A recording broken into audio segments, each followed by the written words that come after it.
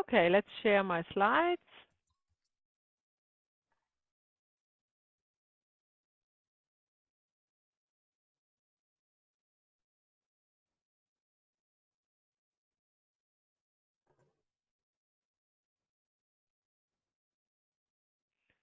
So, right.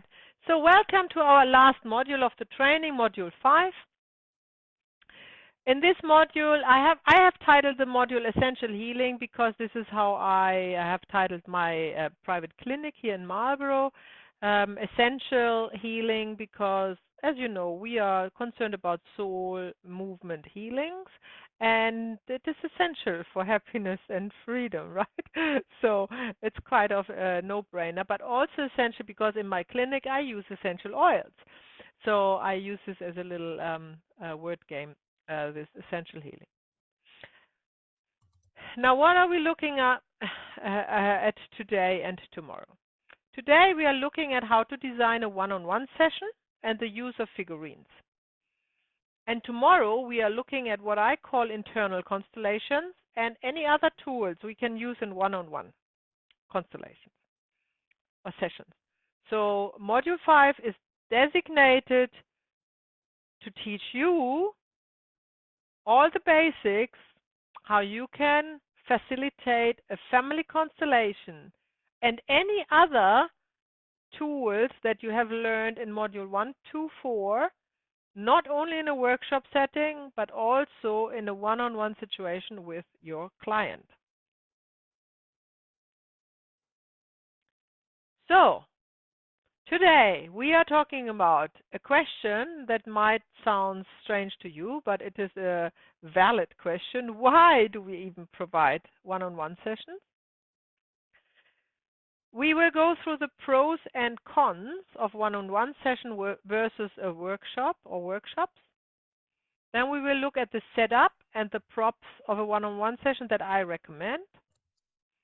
We will also design a one-on-one session, and that will be also your exercise, your group exercise of the day.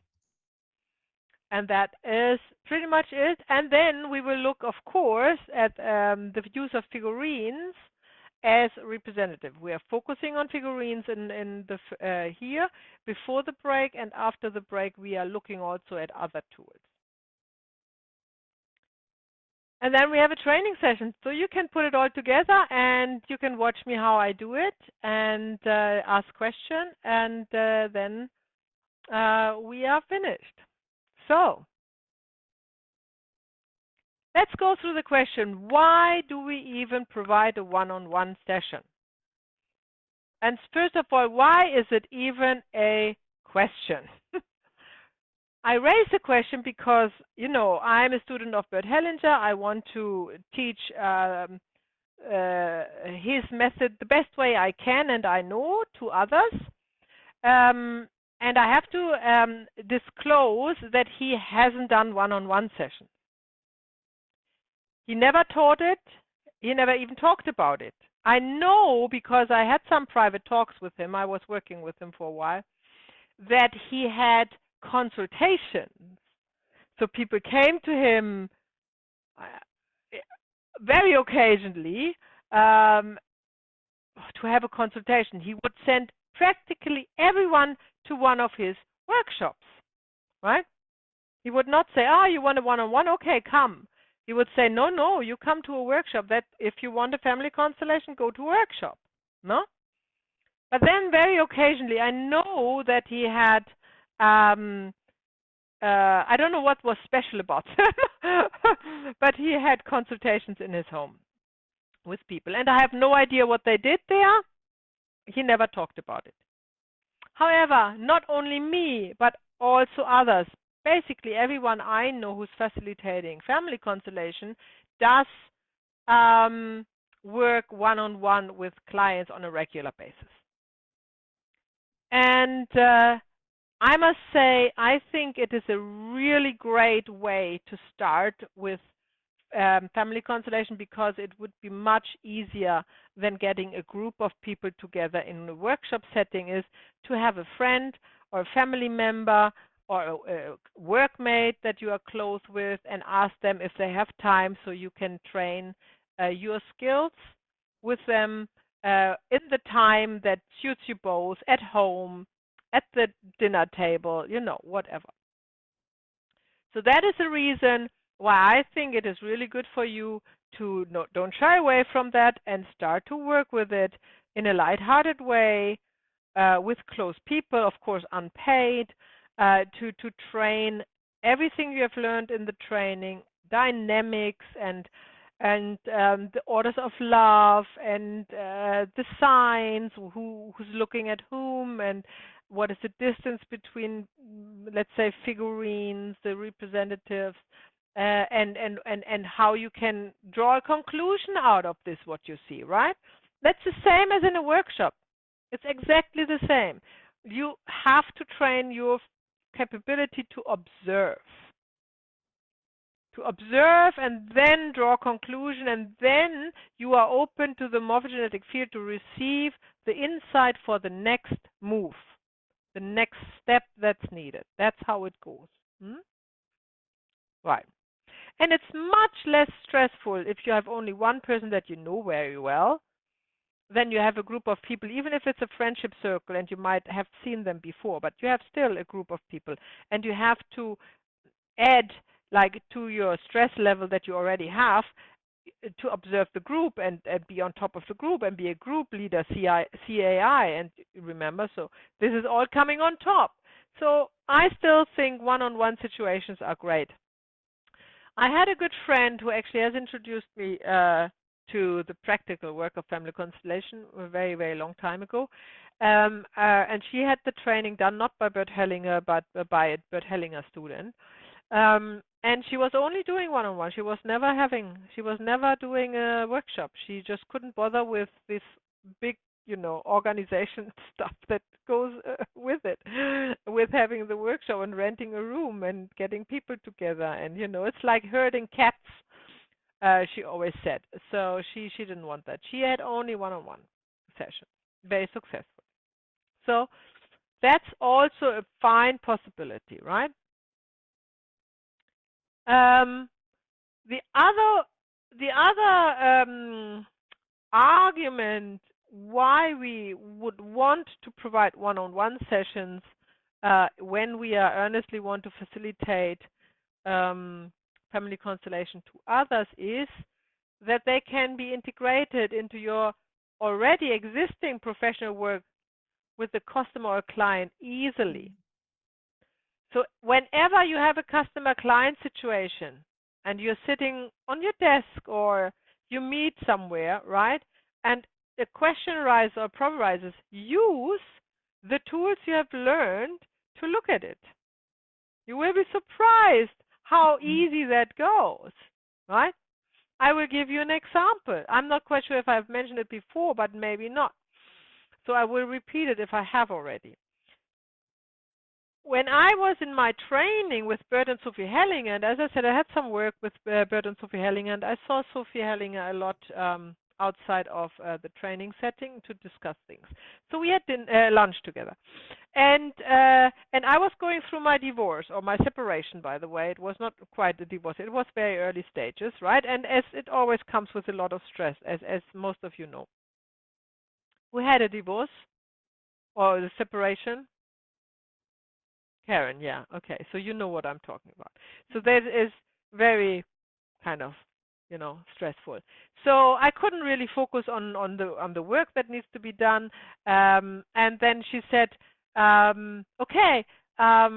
She grabbed the glass, the glass of water, and the salt, and then the pepper, and then the vase with the flower, whatever you find on the lunch table there, and said, okay, this is your husband, this is you, this is your son, and she just started to constellate with me with what was there on the table, and it was wonderful. It was most helpful, and I was in a much better space after that, and it really didn't take, sorry.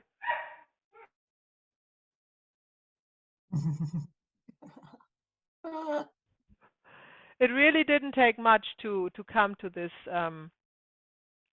state, if you use your tools to do that. And of course, you ask of permission when you do that, right? You wouldn't sneak that in, and then probably, especially a client or a customer would be confused. What are you doing there? You would say, we can also look at this problem with a constellation I have just recently trained, and I'm not an expert. I just started, but I'm happy to use this and this and this, and we just use it as representatives and look at the situation. And if it's a situation at a workplace, then you can also use, you know that, the methods of family constellation. And I actually have just released a day ago or so, the new podcast that is talking about. Did you hear it, Kerstin? It's talking about organization constellation. So as an example, how that goes, right? If you're open with it and lighthearted and say, look, it may doesn't help, but it will definitely not hurt to do that, then I think most people that you know and that you trust, feel confident with talking in that way, will appreciate it. So that's another way to use it. Probably not right away, but when you have some confidence, when you have used it with your friends and family, right? And of course, if you're in a healing business anyhow, or in the how can I say it, in the counselor business or anything like this, then you can provide that when you feel confident with the tools of one-on-one sessions. Of course, you can provide that right away. You can even put it on your website that you are now also using family constellation, the method of Bert Hellinger, to resolve issues that your clients may have. So that's very easy to do. And then you can also use, once you have learned it and trained it, to use figurines or other objects in an initial conversation. Let's say you have clients that you help. Let's just, in general, let's put it generic, in helping with something, yeah? Helping with their problems. And they come to you and they explain the problem. You can say, hang on, that's too confusing. I grab this figurine and you tell me exactly what you're talking about. So this is your son, and this is the daughter. This is the daughter, and then this is whatever the neighbor or whatever they are talking about. Yeah, and then you just use the figurines in the initial conversation to visualize for yourself and for your customer what is actually going on in his mind, right? And before you know it, you might be in the middle of a family constellation. Well, you would know it, your client wouldn't know it, but that doesn't hurt, because then he is already connected with the morphogenetic field of his family system and more than willing to go ahead, right? If he's not willing to go ahead, then you just say, that was just a little play around. Then you just, just take the figurines away again. Well, it's so that they don't necessarily have to, you don't necessarily have to say, look, no, as you just said, it is okay to go about that way, what you just said. It's not like I had this initial feeling of, am I cheating? Do I cheat? Do I come in through the back door with what I've learned, There's Am I nothing not wrong with coming through the back door. If there's a back door, why not use it? okay. Yeah, I'm just clarifying that No, up. That I is wouldn't not say so. Of course, you are respectful at anyhow. So if you're observing some resistance in your client or customer, then you just put it away and continue with whatever you otherwise would have done. It's just an yeah. initiator, just one out of many. You can do a meditation with them. You can do a breathing exercise with them. You can do some asanas, yoga asanas, whatever whatever you want to use to open your client up to whatever is coming. You can also use family constellation, or let's Yeah, put it okay. that way: figurines. Figurines that might not lead in the family constellation. It might, yeah. Yeah, okay. The thing is, what I've what I've observed is that you have friends or people and they tell you about their problems. Mhm. then you say, for example, or I might have, I'm learning a new modality, yeah, or I'm just doing a course. Mm-hmm. We could look at it, for Mm-hmm. example, or people know that this is what I'm doing, Yeah. and then, but then they don't want to have anything to do with it, you know. Then They not. want to off, Then they not. want to offload their problem, but once you offer them a tool, yeah, it's Yeah, like no, no, and I think what of the course. fuck. Sorry. So how do you like them to dump the emotional load on you like a trash can and then don't want to work on it? How do you feel about that? Yeah, I'm just I'm not going as much along anymore. I just, See? I just not then just do your thing and that's fine. But just the observation for So me is really really interesting. Yeah. it's just a waste of time, of course. Just a waste of time. So yep, I'm totally in with you. They either want to work and then you can offer it, or they don't want to work and then why would you waste your time? Yeah, but it was not just because you actually said it was like, okay, and you have friends, and you're sitting together and you talk about something and an issue might come up and you say, okay, look, this is you and this is this. And then if they know what you're doing, then all of a sudden they pull back and they say, no, this is not what I want to do. So Did I that can use happen to you? no, not See, that is very theoretically. Kerstin, you have to trust the morphogenetic field. We don't want to theorize too much here.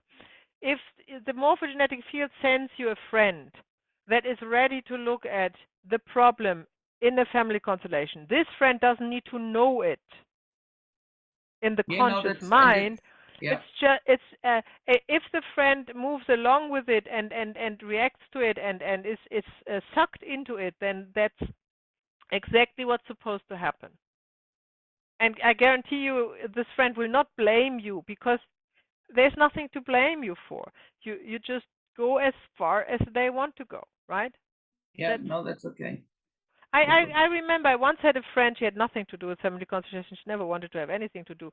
And she was exactly, she came from work, she sat on my sofa, she was hailing about what has happened at work, right? And then I had the board there, so I said, okay, let's look at this. I'm doing family constellations. I look at the figurines, and then we played the figurines. She had no idea what was going on there. It was, of course, a family constellation. There was, of course, a dynamic, and we, of course, solved it. She never knew to this day that she did a family constellation. Yeah, but she left more happier than before, more relieved. So that's nothing wrong with that. Yeah, you can be, you can go with a little bit more, self assurance into this, and say, yeah, if you want it, I'm happy to do it. And we might even do it anyhow if there's no resistance to do it. And they might never remember it or never really, it's never how does it say in German? You say der Groschen fällt. How would you say that in English? Click. Is it The might penny, never the penny drops. The penny the penny drops. drops. Yeah, the penny never drops in this person. Now, so what? You have help. They came. The morphine. Remember, we are serving the family system, not a person. If the family system sends this person to you, why reject them? No. Okay. Also, it is having one-on-one sessions is also a great introduction into family constellation. Some people are curious, but they don't want to come to a workshop. They think it's too much effort. Maybe it's also too expensive. Maybe it's too far away. Whatever, or they don't want to sit with strangers in one room. Because they really don't know what's happening there. So at least you can work with them and introduce them to family constellation, and save a lot of souls in this family system. And maybe even eventually they go to a family constellation workshop. I never end any one-on-one constellation without mentioning that they can also come to a workshop to look at their issue, right? Just to make sure they know that. Hmm? Yeah, and that is the case. This is kind of the same as before. Some people just don't want to join a workshop, no matter what. They feel their issue is so embarrassing or so secretive that they can't talk about that when others are listening. Yeah. Of course, you have to you are dealing here with a big ego mind, sure, sure enough, but that's what it is, right? It's the family system is still worth helping, even if they send the biggest ego in the room to you to help them, right? So this is why we like also to provide one-on-one sessions. So there are some pros and cons that you have to consider. And I'm not saying you have to do that. I'm just giving you the option and to talk about how it's been used, how I use it, what the pros and cons is, and then you can see if there's something that you want to do or something you don't want to do. So the pros are you can focus on the individual, meaning you don't have a group to focus on, just the individual. It's much easier. It's also much easier. If you think about all the energies that in a room when you're in a workshop, right? Now you have only this one energy. And remember, your energy, remember last month, your energy is the highest in the room. So if you have multiple people in the room, you make sure that your energy is on top of everyone. Now, if you have just one individual, you make sure your energy is on top of that individual. So that's not too complicated, right? The other pro is you often have the chance to go through a row of issues in a one-on-one situation, and they are all related. But because you have all the time, let's say an hour with one client, you normally don't have this time. In a workshop with somebody, right? You don't have that time because others want to consolate too. So you have to focus on just one dynamic, one issue of the workshop participant. Now in a one-on-one, you just have whatever time you set. Even I have a specific client who books 2 online sessions in a row. So she has 1.5 hours. For some reason, she needs that. Yeah. So you can fill in this space with everything. So if you went, let's say you went through interrupted movement to the mother, and then you figured out there's also birth trauma there, like an emotional trauma stuck in her, in your client, then you can do a rebirthing in the same session if you have enough time. Yeah. Well, you can't do that in a workshop. So that's a pro from my point of view. Some people are kind of shy or introverted, and they open up better alone, when they're not in front of a group. And especially when you start working with family constellation, you depend on the information you get through the person you're working with from the morphogenetic field, right? So it is really hard to start to work when you have not much experience and to connect with the morphic field and access all the information you need without a word said. Yeah.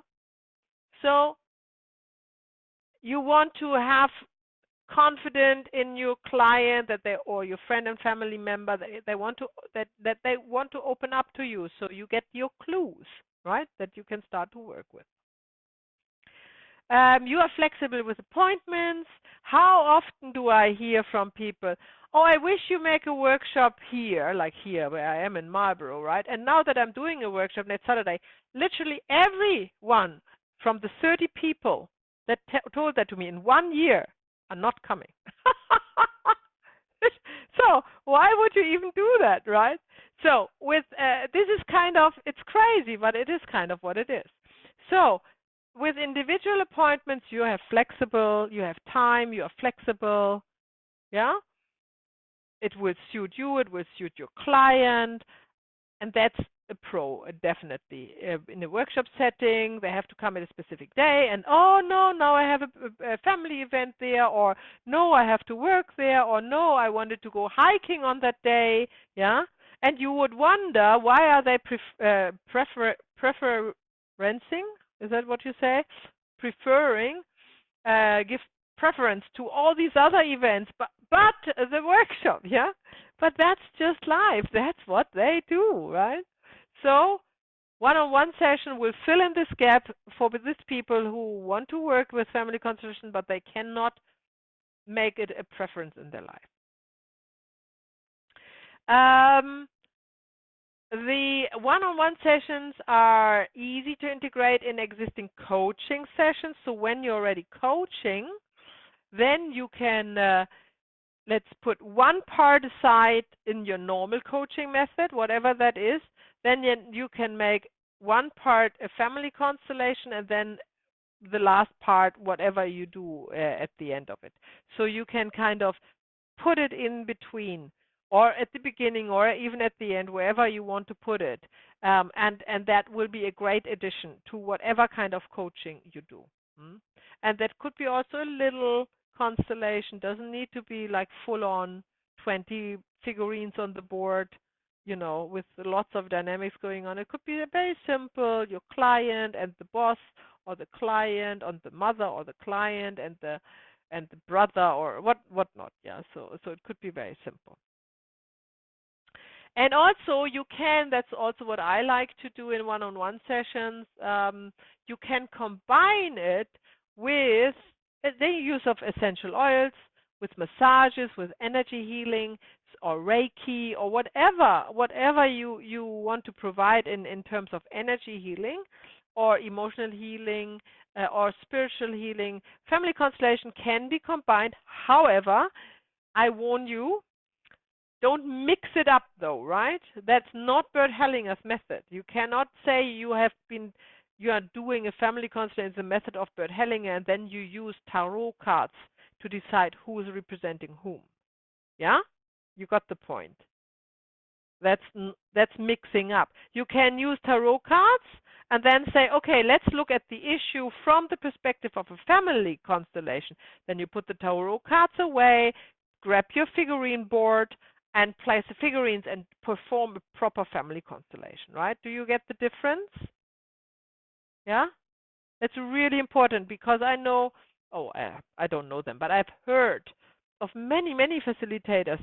They are wonderful they do wonderful esoteric things, but then they urge, like I have heard from somebody that says, family constellation with angel cards. Yeah. Okay, but that has nothing to do with Bert Hellinger, and I wouldn't even call it a family constellation, you know? So stay away from this mishmash and mixing up and making everything gray, yeah? If you have any other tools that you want to use as well, use it one at a time. Family constellation is a toolbox in itself. Don't put anything in there. It's like, think of your plumber's box that I'm always referring to, right? And then all of a sudden you put in the, let's say, knitting needles, yeah? Has nothing to do there. Knitting is super, plumbing is super, but not together, yeah? Right. I hope I made my point clear. And of course, one of the most pros from the perspective of the client is confidentiality. Some are really concerned to open up about their problem, and then when you hear the problem, you think, "Well, that's easy. We have that in a workshop every time, right? This is nothing special, yeah." But they feel that it's very special, and they want that it stays confidential. So then when you provide a one-on-one session, they have no problem with that. And then we have the cons. So the danger, that's actually a very real danger, by the way. The danger of talking instead of working with the field is very tempting in a one-on-one situation. And I'm not only talking from the client, I'm also talking about you as a facilitator. Yeah. It is so easy to get sucked in the story and the drama of the client, and you are kind of, it's like a cloud that is starting to lull you in, and then you're kind of losing, and then you don't know where to tackle it anymore. There's so much information, and it goes on, and the client doesn't stop and goes on, and then you start to talk about the issue with the client rather than consolidate it. Yeah? And that's totally different story, right? To talk about an issue is not consolidating an issue. Hmm? And in a workshop, you don't have that because you're under time pressure. Everybody's observing. The people in the hot seat are normally very nervous and they're normally not very chatty. But in the relaxed situation of a one-on-one, maybe you even have a nice and cozy space. Maybe you even provide them with a bean bag or a cushion, or you offer them a cup of tea or whatnot. Yeah, then you are in for talking. Yeah. So this is why we talk about a little bit later about the setup of the room. Avoid every single thing that makes the client so at home or cozy that they really want to talk rather than to work. The other con is, of course, you don't have the other people to represent. And you know how valuable the clues are from our workshop participants. Now, if you don't have them, of course, you feel a little bit lost, maybe, or it's a daunting task, right?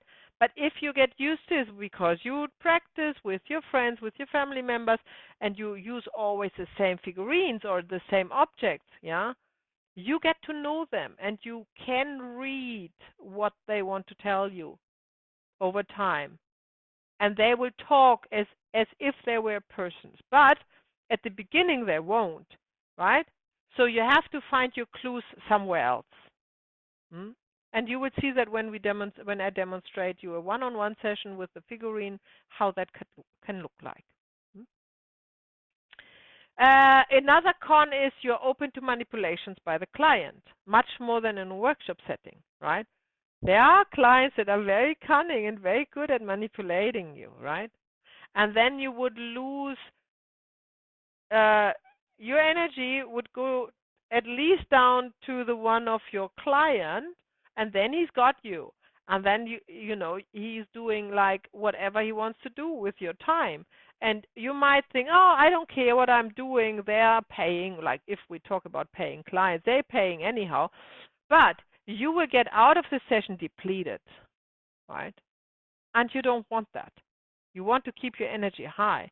You not only want to keep your energy high during the session, you want it through the whole day, 24/7, right? And not going up and down, up and down, up and down. Yes, Kerstin. Would you have an example, Maya, how you could be manipulated by a client? Like what is a typical, what would be a typical way or a typical behavior or? A typical behavior is that you ask the question, and instead of answering the question, you get a question from your client. That's typical manipulation. So then the client is manipulating you in that you start to talk, not him. Yeah? And you talk and talk and talk, and then he's guiding with his question you exactly the direction that he wants you. Just why does he do that? Because he's used to it. It's just his personality, right? Okay. And then you're following this track, and you're following this track, and you're following this, and then the hour is or whatever is gone. You haven't even worked on the board. You feel horrible, and your client has a win-win. Another one that I have manipulated and went out, but no help for the family system at all. Yep, that does happen, and you will remember my words if you have one of those clients. And hopefully, you will actually realize that in a very early stage and just say, okay, that's enough, let's start working. That's all you need to say, right? All you need to say. I just want to say one more thing. If you have had one, or if you have been participating even in a workshop and you had one client in the hot seat and he was talking too much, it's an absolute nightmare. I've had this, and then I was put in as a representative. I had so much trouble to getting the original energy out of the field, Yeah. because I had far too much energy, Yeah. far too much information. Yeah. He was talking far too long, and it was so hard. It was so hard to keep that original energy that was coming, and I kept on having the other information coming in, and I thought, now I'm not interested what he said. This is the field, this is what I'm getting. So once you had this, I'm pretty sure we would be good set up. Like, I know exactly what you're talking about. The less, the better. And just from there you go, and you start it, and you have to hold Yeah. it. Yeah. You have to own it, and then Yeah. not being led astray. So once you've Exactly. experienced it, I think I really had enough of it. Yeah, exactly. You don't want that. You definitely don't want that, regardless what they pay you, right? That's that's it. Okay, thank you for sharing. So, the cons is also that you are easy overstep the time frame, right? Let's say you're offering an hour and you have a lot of talking and working going on, and then something from this work, something else arises, and you go along with that, or you have a lot of figurines or whatever representative you use on the table, on the board, and you work in one dynamic and the other, and everything changes, and then the client puts more figurines, and you don't even know who they are, and it can become quite messy, and all of a sudden you are there 1.5 hours, right? Exhausted, and you don't know where to stop. You don't know where to stop. This is also something you have to train, that you keep a watch or that you keep a timer, and that you say, okay, I offer 1 hour, 60 minutes, 10 minutes is talking about family constellation, about the issue, blah, blah, blah, or 15 minutes at the max, and then 40 minutes is the constellation, and then 5 minutes is the closing.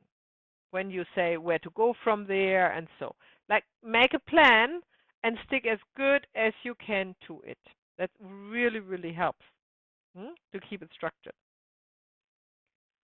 You have no group support in a one-on-one session. Every coin has two sides. So although it is easier to work with an individual because you don't have the pressure to lead the group as well, on the other hand, you also don't have the energetic support of the group, right?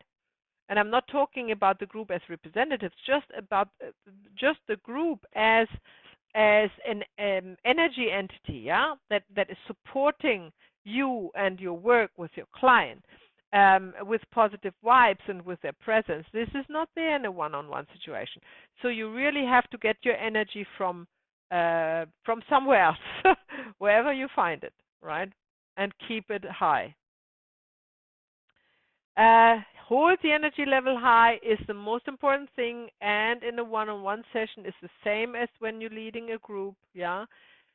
It is, let's say that way, you can train it, and it will be there when you need it. You can be assured of it, but in a one-on-one session, you are more aware when you are not able to hold the energy level high, right? Because you don't have the group support. Just be aware of that.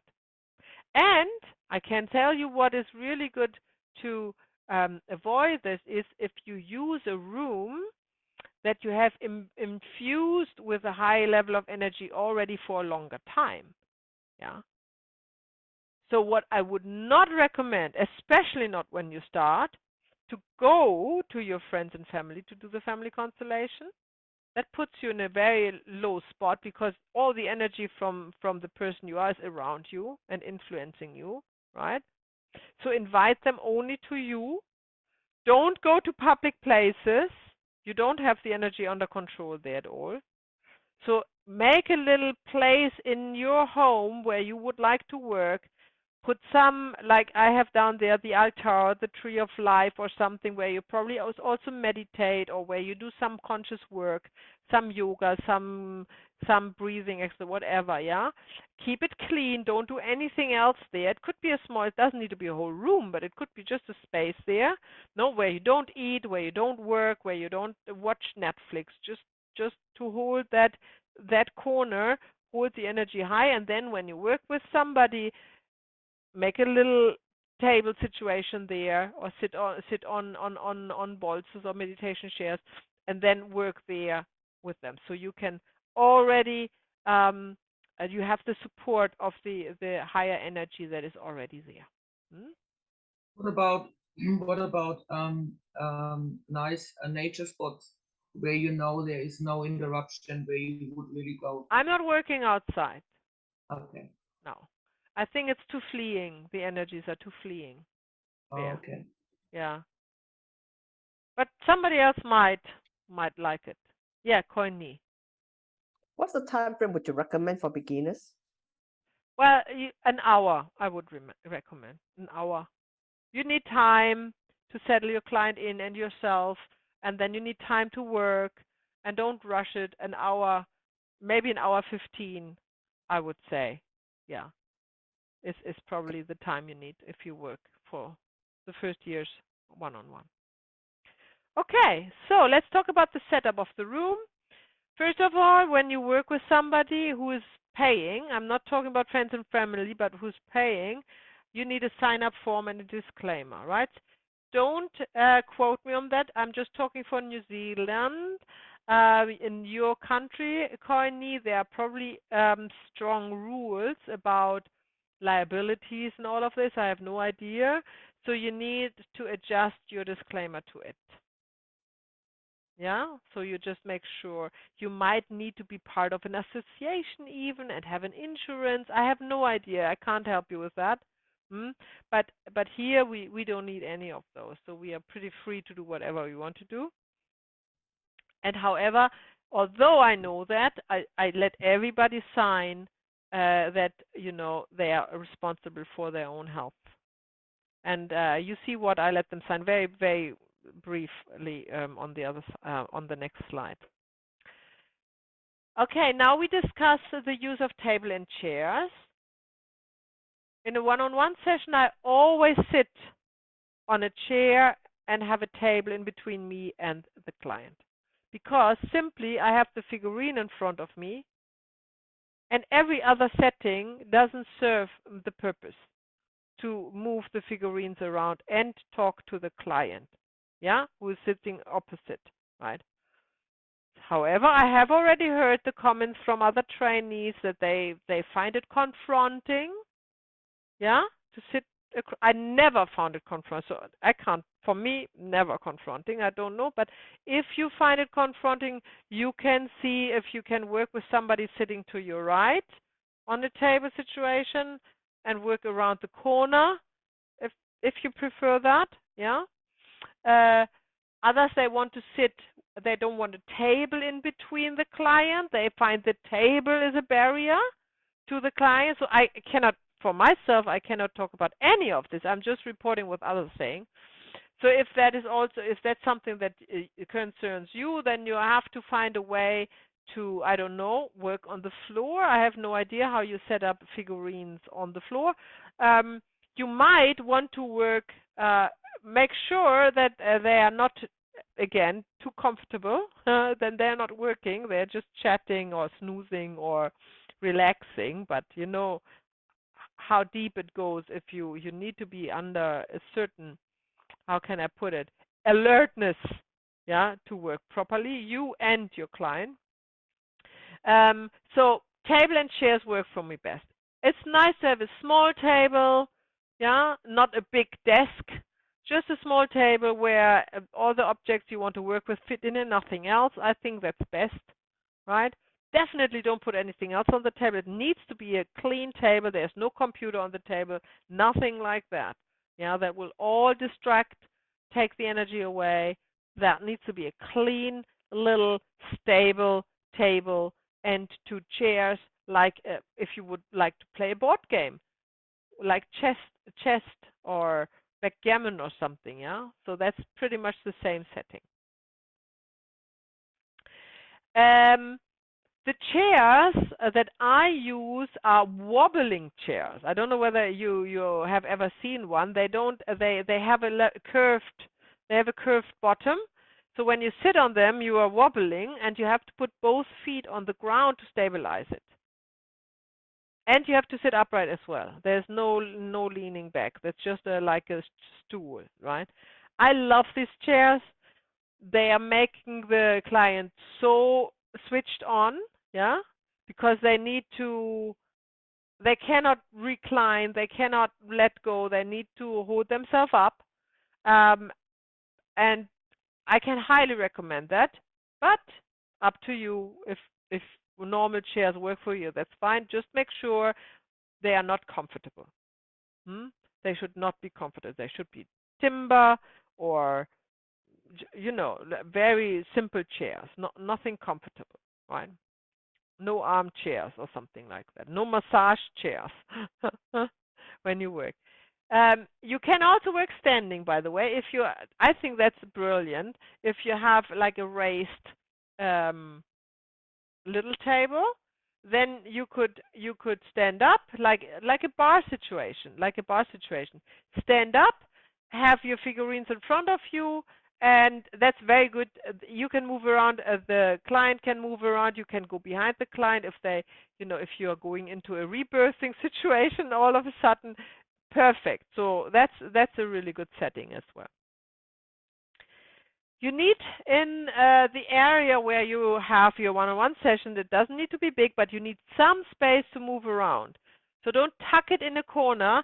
It's a stuck energy, and you want maybe to move around to get some energy going, or to get or maybe to represent somebody. Maybe you have figurines, and there is a dynamic that comes strongly up, and you're resonating with it strongly, and you feel you could represent, in this case, the figurine on the board to find more the emotion out or something, right? Then it's really good that you have the chance to get up, move somewhere, put yourself in the place. We will talk about that, floor anchors of the person you want to resonate with, and that it doesn't quite work out if it's really tucked into a small corner somewhere, your chair and your table. You also want, if you can, provide a soft surface, a rug or a carpet, because it can happen that the client, if we will talk about that tomorrow, I think, or today, I'm not quite sure. Tomorrow, I think, is the internal constellation. It can be that they go in a kind of a trance and that they fall backwards or whatnot, yeah. So it is a really good idea to have a soft surface where you work, in case this happens. For the same reason, always have cushions and blankets there to make it not comfortable, but as a prop to have there to use in your session. As you know, I always use big pillows to hug, and that's the same in a one-on-one session.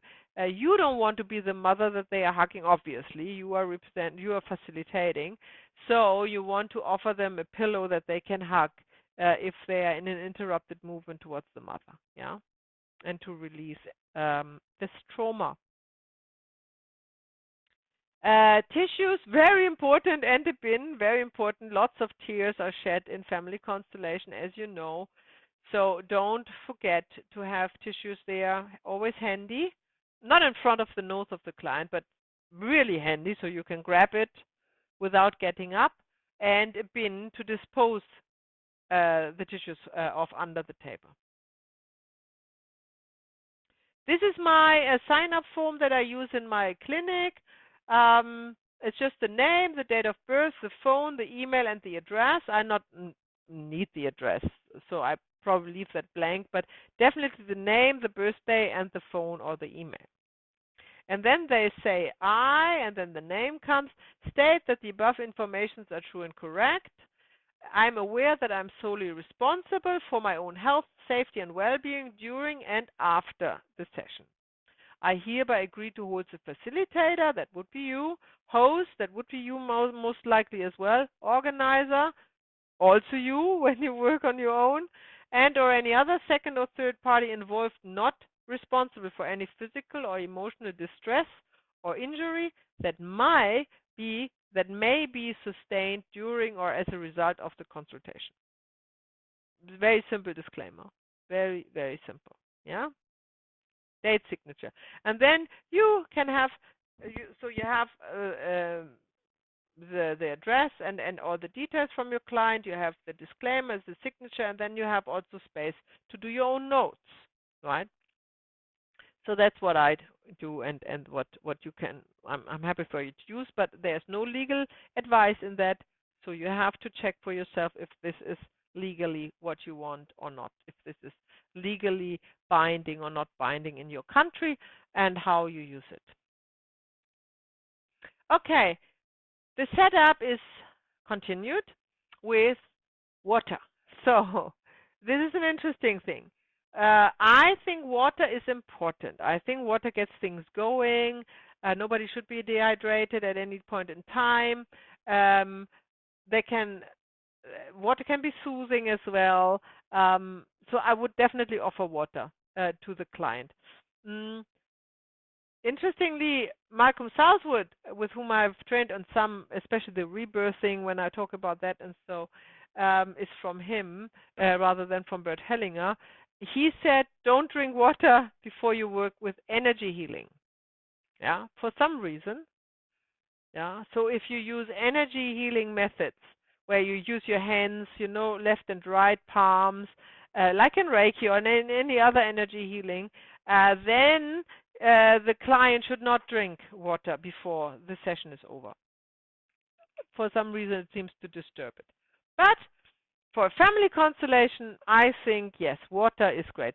I say to my participants in the workshop, bring your own refillable water bottle, and I provide water to refill it.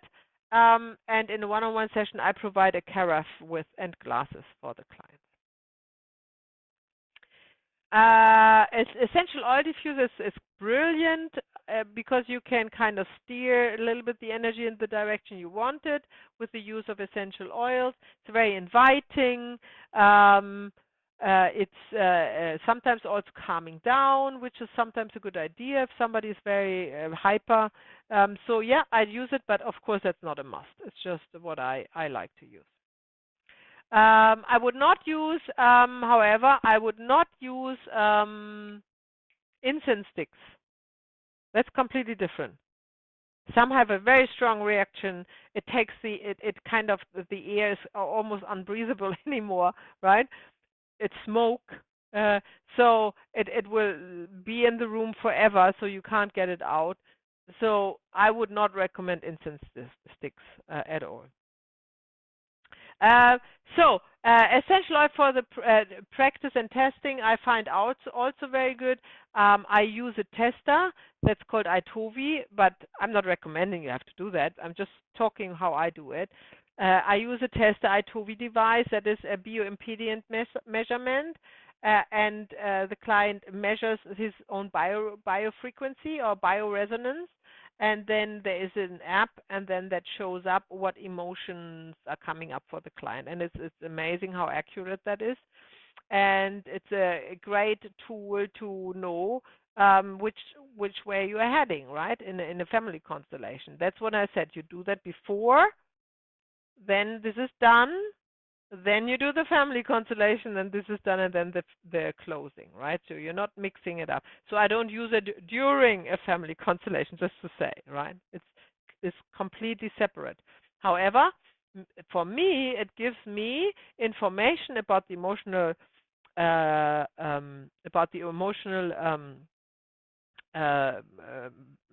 what am I saying? About where the client emotionally stands in this moment, what is needed maybe, and then also if I give the client the oils to inhale, then this is enhancing with whatever energy they come with, and it's kind of, when they start to talk, they are more precise, if you will, right? They're already more focused.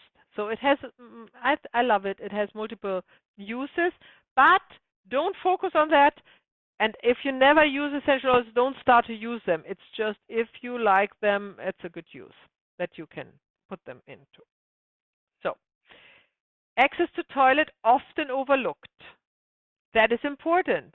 You would think if somebody comes to you that they went to the toilet before they came to empty their bladder. No, they don't. And they will sit down, and the first thing they say, I think I need to go to the toilet. Yeah, because they are nervous, and you know how that is. Mm. So if you don't like them to use your toilet at home,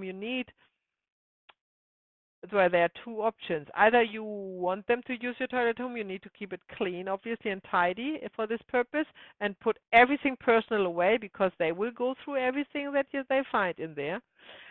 Or you are kind of making outside a little compost toilet situation, shed or something like that, right? It's only for clients, right? So think about wherever you are, wherever you provide, most of them would need a toilet, and how do you go about that? Right? Health and safety rules and regulations, you need to be aware of them in your country and stick to them, right? If you are seeing clients in your private space, you might have to put signs up where the exit is. You might have to put a fire extinguisher somewhere. You might have to post sign where the fire extinguisher is. You might have to have a health and safety sheet on the wall that you have to say to your client, these are our health and safety rules, please take a moment to read them. Or you make it paperwork with a sign-up sheet that you have a health and safety sheet there as well that they need to read when they come for the first time, not every time. So you have to make yourself acquainted with the rules in your country, how that works there, yeah? The same is for fire alarms and exits. Some they need to have a fire alarm in the clinic you work for. In New Zealand, I can say fire alarms are only necessary where they are sleeping bedrooms. So when you're in a clinic where nobody sleeps, so you don't need a fire alarm there. But this is, everybody has different regulations. Kerstin. Do we have anything particular here in New Zealand when you say health and safety rules? Yeah, there's quite comprehensive health and safety rules. They're actually quite difficult. Yeah, no, but I mean for setting up a room or like a clinic or like what you have It at your depends on place. in which situation the room is. Okay. Yeah. If it's at home or if it's an annex or if you use another public space or if it's in a bedroom, it's different rules and all kinds of rules. Yeah, you definitely need to work through that if you want to do it thoroughly. Also, it makes a very professional impression. Yeah, if you have all this researched and you have done all the necessary work and it's all provided, it makes a very it reflects very good on you that you are thorough and not hush hush. Oh, I'm providing spiritual healing. Kind of come to me. I can read you and suss you out. So that it's actually work that you provide that has in German we say hands and feet. It's probably funny to say that in English, but that's what it would be translated. Okay, how do we design the session now? First of all, we talked about what's the right time frame. Courtney has addressed it already. I would say start with more time, and then after years and years of practice, you will see you are quicker and faster, and you might end up by 50 or 45 minutes for a session. Or even half an hour, maybe. So that's what I recommend. I would probably start, give yourself time 1.5 hours or 1 hour 15, then work your way to 1 hour and then to 45 minutes. 30 minutes is probably a little bit rushed. No. So the next thing is you need an intro. It's like in a workshop.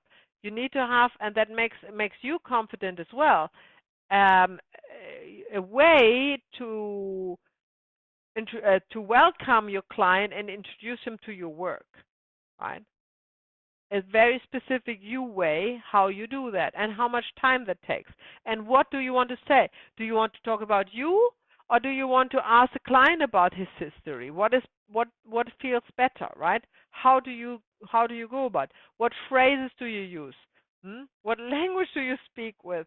It's great to think about it. And when you have thought about how you want the intro, then you do that with your friends and family, and you see how they react, and then you change it if you want to change it, or you keep it if you like it, right?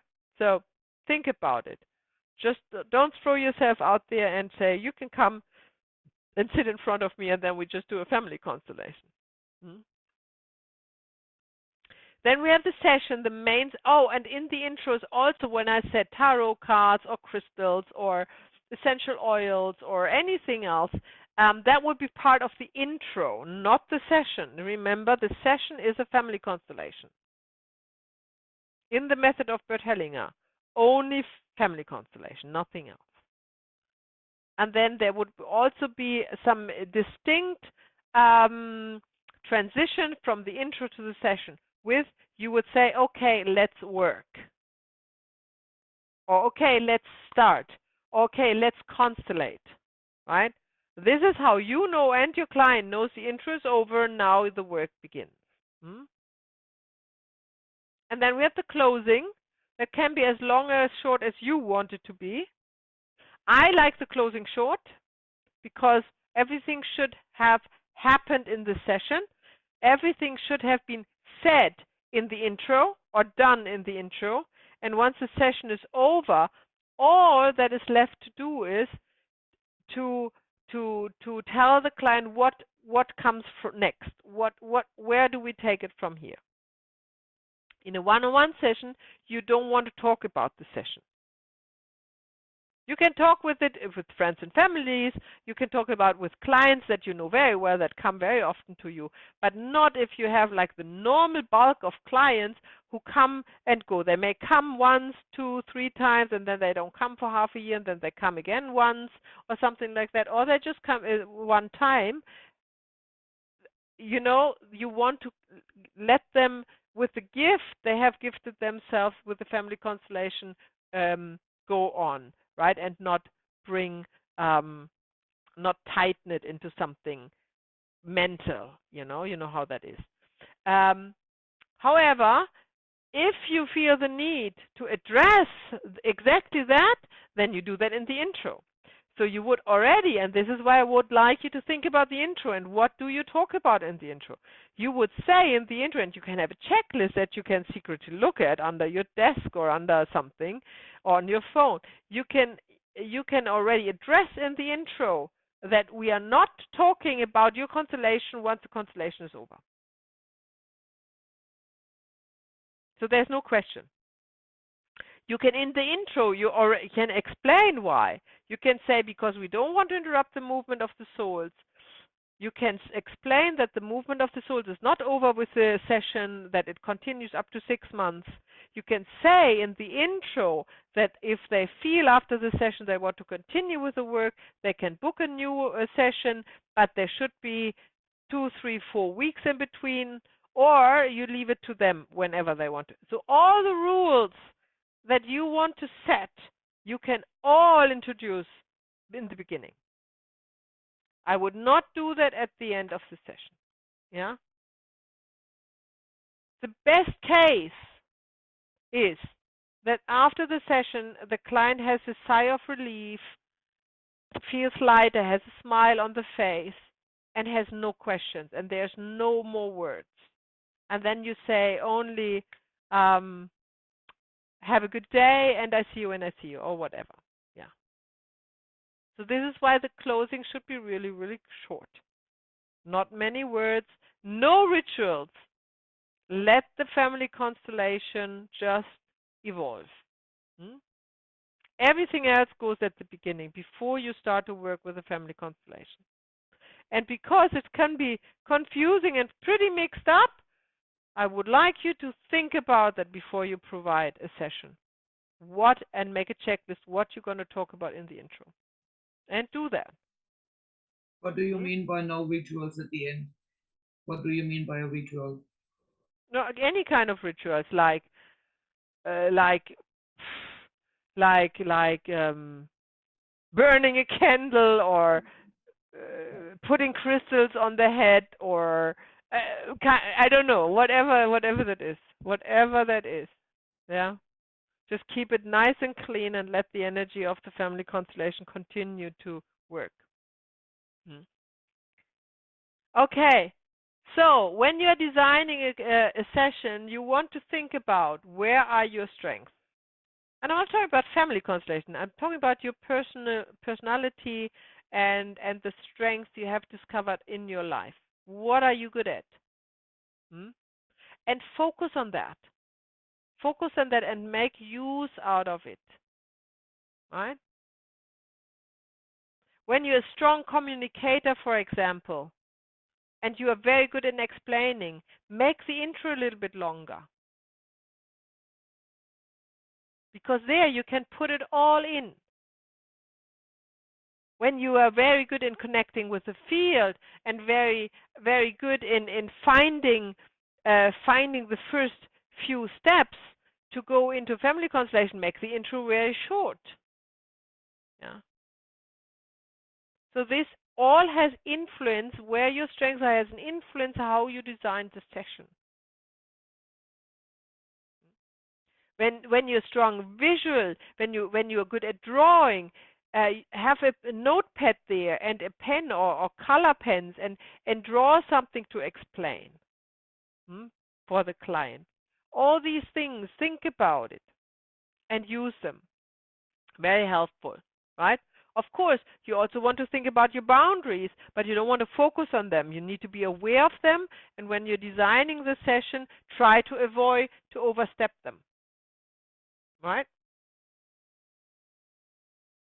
Remember, you are leading, you are the facilitator, your energy is the highest, you have the concept, you know what's going to happen,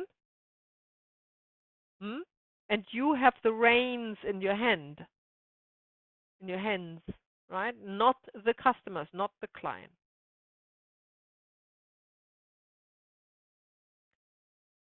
Also, when you're designing the session, ask yourself which props and tools will I use and have them all there, or don't use them. Don't go and get them. Don't let your client, like in this nice little room that you have designed for your clients and said, oh, I quickly grab some pillows from my bedroom and head off and go to the bedroom, right?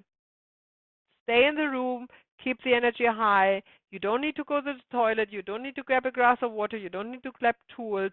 You have everything there already.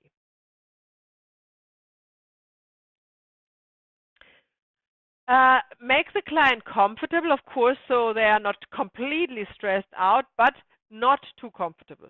So first of all, we don't make the clients comfortable with recliners and massage chairs and all of that, right? But we make them comfortable with our own body language. So you make a client comfortable with an open body language and not a closed body language. You're not crossing your legs. You're not sitting like this, you know? Right? That is not making the client comfortable. The client is also not comfortable if you lie there like this, right? And I'm exaggerating, but you know, you get the point. You need to think about how you present yourself, what you wear, right? What do you wear? You don't need to wear what you always wear. That is not a costume. You can have a certain outfit for your work. That is not uncommon. Where you feel good in.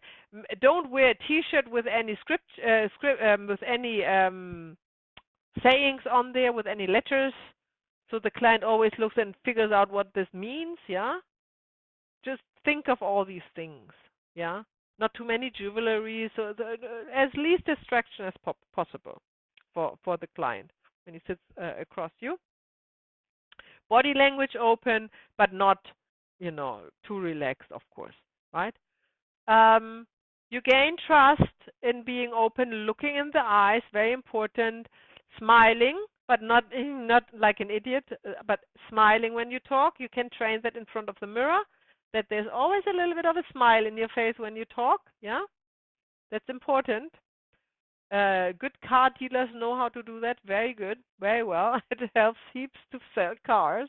Yeah, because you know we look like this because we are focusing. We look like this when somebody talks, right?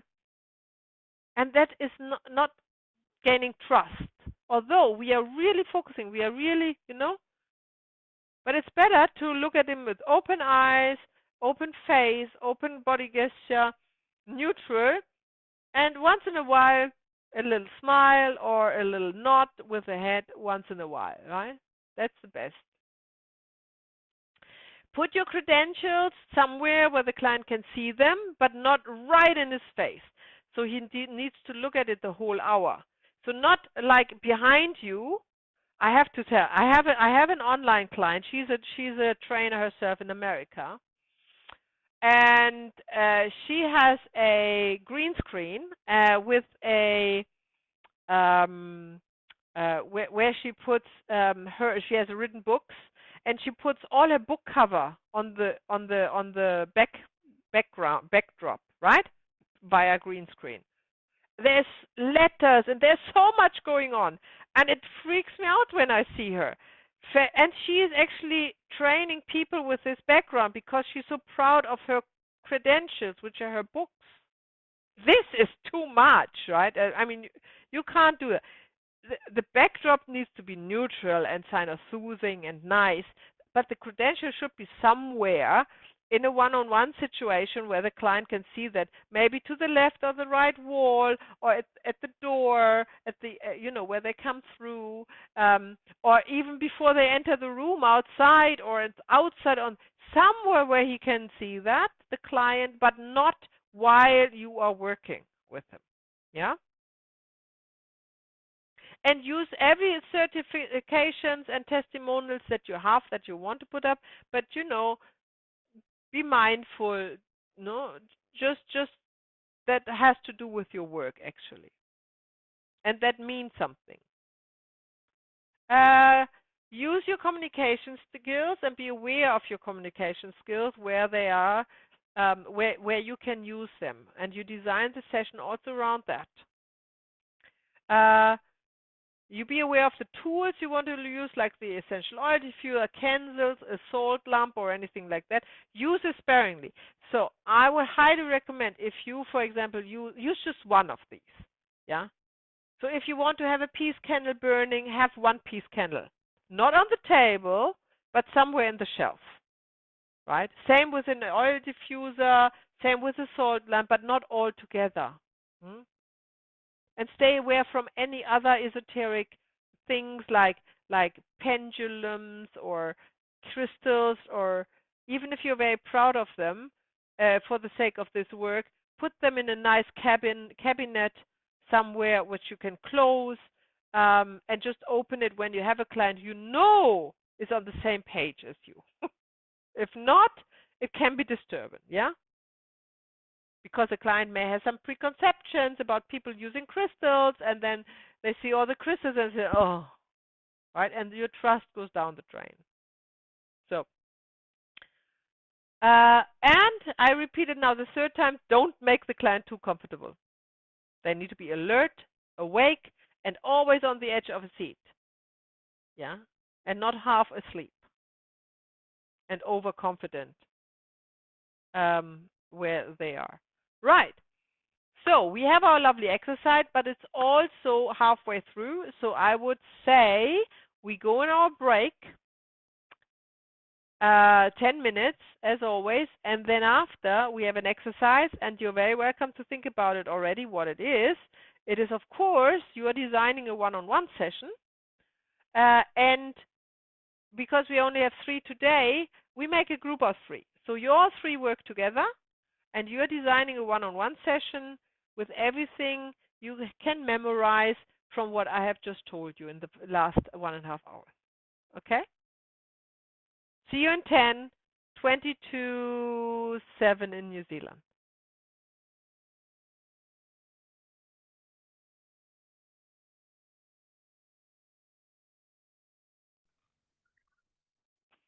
All right, here we are. Now I'm very curious to see what you have worked on. Who wants to start? Well, I wrote, so I can write. I scribed for us, so I can say what we spoke about, if you like, and the others, if you want to jump in, yeah, then we can jump in, yeah. You jump in at any point. So we did the length of time would be 1 hour, 10 minutes for intro, 45 minutes for family constellation, 5 minutes for finish. We did the room setup, would have the health and safety disclaimer and any certificates, Emergency. qualification things. Mm-hmm. And then that it would be aesthetically pleasing. We didn't go into any detail because that's very personal, but we determined that it would be tidy and clutter-free, Mm-hmm. and that we would like it to be private and quiet, and have it would need to have the room temperature would be a consideration. Yeah, So that good. it's comfortable, and also lighting. We would all prefer to have natural lighting, but if it needs to be artificial, we'd be mindful of what that was. Mm-hmm. That there would be watering glasses there, tissues. We'd have a clock for our own personal use, and there would be a chair. Each would have a chair, not too comfortable, and a table between us, not too big. The props, we'd have the figurines, pillows, throw. I said tissues in the setup, didn't I? So we don't need them as a prop. Figurines, pillows, throws.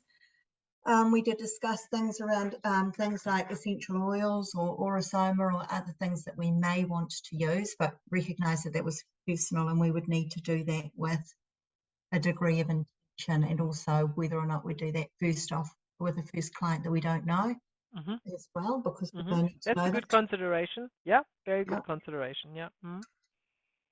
We decided that in the introduction, we'd do a brief introduction of ourselves, maybe a little bit of our history and perhaps our experience. So especially you, just to be transparent. We'd ask why they are there or how they heard about us. Oh, no, sorry, we'd give a brief overview of family constellations. Ask why they're there, how they heard about us. We would set the rules, things like the phone is off, that the session is 45 minutes once we're constellating, and that's when we're working, and that would be our general chat time. Very good. Yeah, very good. Good to clear that at the beginning. Yeah, and at the end, that we won't be discussing the constellation at the end, and that the reason for that is that the soul movement can continue for up to 6 months, and that we just don't want to have a lot of discussion. We'll just let that energy keep flowing at the end. We can go through the health and safety, where the emergency exit is, or where the exit is, where meet places if there was an emergency, and things like comfort, things like where the toilets are. And then we had, from the transition, to make that clear that now we're on work mode with constellation, we would define it with, okay, so let's start constellating now. They understand that, and they understand that we're in that 45-minute time. There was also at the end, which we'd probably say in the intro, maybe 10 minutes before, we might have an alarm or a beeper go off, so that everyone knows that we're getting into the wind down for the last 10 minutes. At the closing, so they would have the 10-minute buzz. Can I butt in there? You have these apps, meditation apps, and they have chimes. Yes. They're very pleasing, they're very subtle. You barely hear them if you don't know, and like a pling, and that would be better than an alarm on the phone or something. Yeah, that's what we Courtney is laughing. It's like okay, you got the idea. I was telling Kirsty, I said, I did one-on-one section with you. I didn't notice there's this alarm. You probably use the apps. That's why I didn't notice it. Exactly. Very subtle. Very subtle. Okay, it's very good so far. Very good, Karen. Continue. And then we will come to the end, and we'll just say that the end was to define it, just to say that we will, okay, so we'll just leave it here now.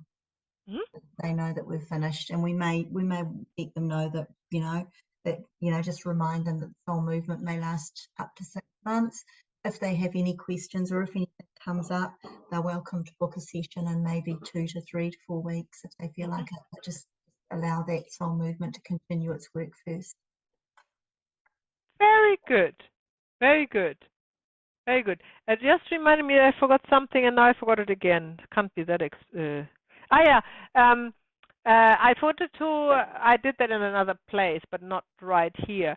It is also good to tell in the intro for a new client, it's good not to speak about the constellation to Mm. others Yeah, true. in the intro.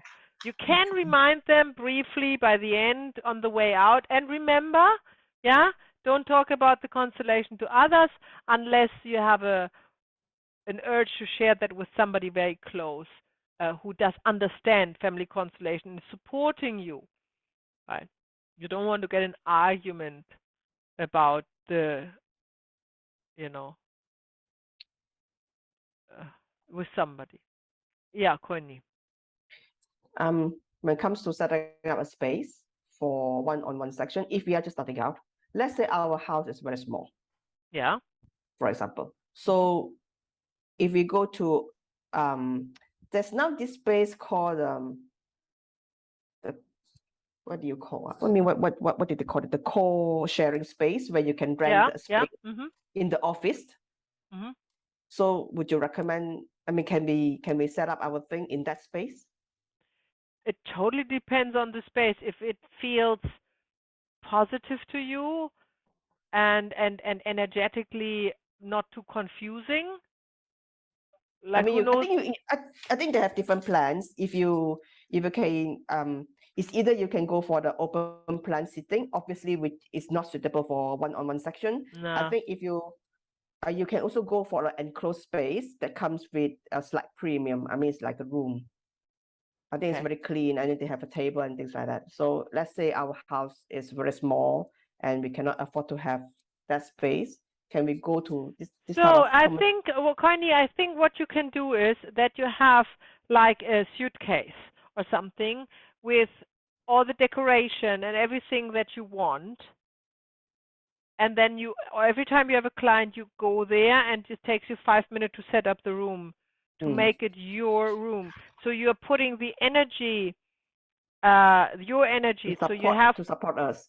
to support that, like if you meditate at home or if you use candles or whatever, and you have like a wall hanging like this or something, like then that is already infused with this energy. Put that in your suitcase and hang it up in this space, or I don't know exactly, but you get the idea. That you bring these things that make your room that you bring with you. And doesn't need to be many. It can be, and one candle, for example, or one oil diffuser. And it doesn't need to be many, but this little things that make it your room, your energy, and nobody else's. Yeah. I understand. And try it and let us know. I mean, I've never heard of this co-sharing. It would be interesting to know how like over the years how you experience that. Or I'm sure you have it in New Zealand. It is Never a heard very of Yeah, it. common thing now. we do, We do? Connie. I know, Yeah. for example, above the BNZ Bank Maya in Blenheim, they have rooms that you can hire. For an hour. Yeah, for hour, for 2 hours, whatever. You Oh, can have little I'm not. spaces there that you can hire, for example. yeah. No, okay. And they would not, these ones wouldn't be suitable because it's all glass pretty much, you know. But I'm sure that we have something like that coming along maybe as well at some point in a more developed place, like in more building developments that are coming up, instead of having the big halls, you know. Yeah. Interesting.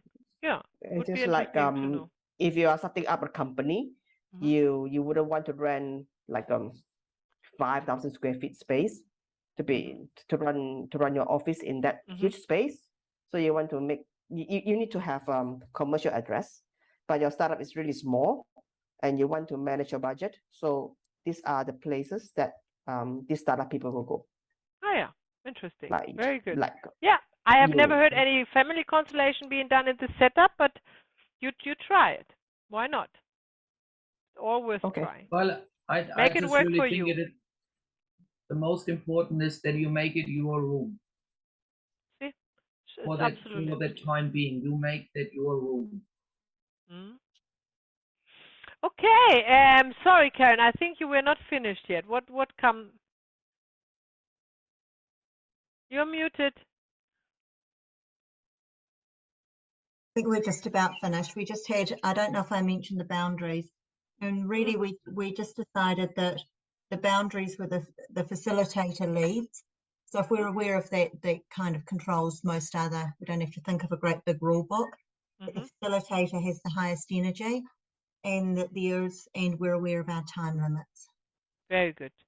And that reminds something that I have also not explicitly said, just touched upon, or I put it as a question to you all. How do you think about answering questions that your client might ask you beyond your qualification and education and experience with family constellation? I don't know. I can't answer that for you. If they ask you if you have a partner or if you have children or personal questions. Or you know what you had done yesterday and what you're going to do tonight, and you know how do you think about that?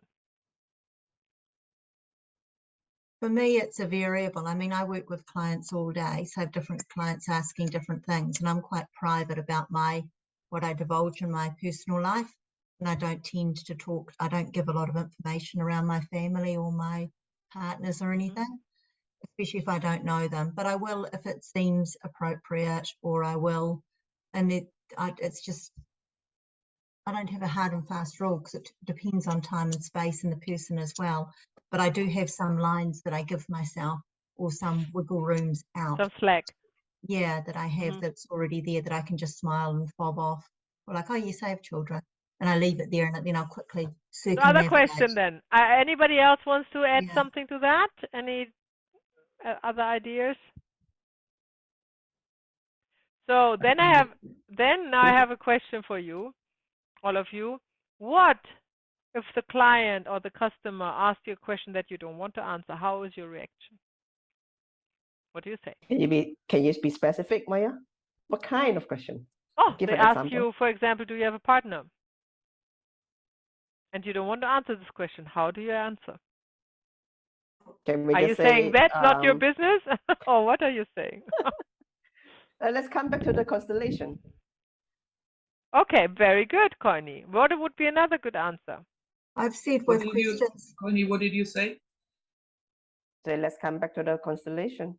Okay. Sometimes with questions I don't want to answer, I put into a joke and I'd say, well, I could tell you, but it would mean I'd have to kill you. And I laugh and then I go on because that's a saying.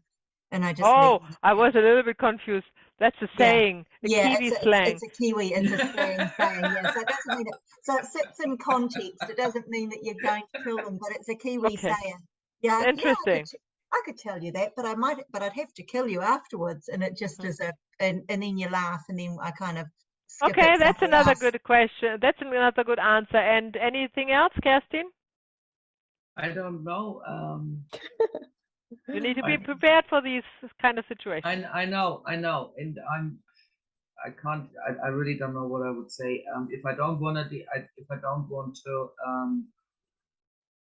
be part with the information, I normally come up with something that doesn't pique the customer off. I'm pretty good knowing about it. It depends on the person as well.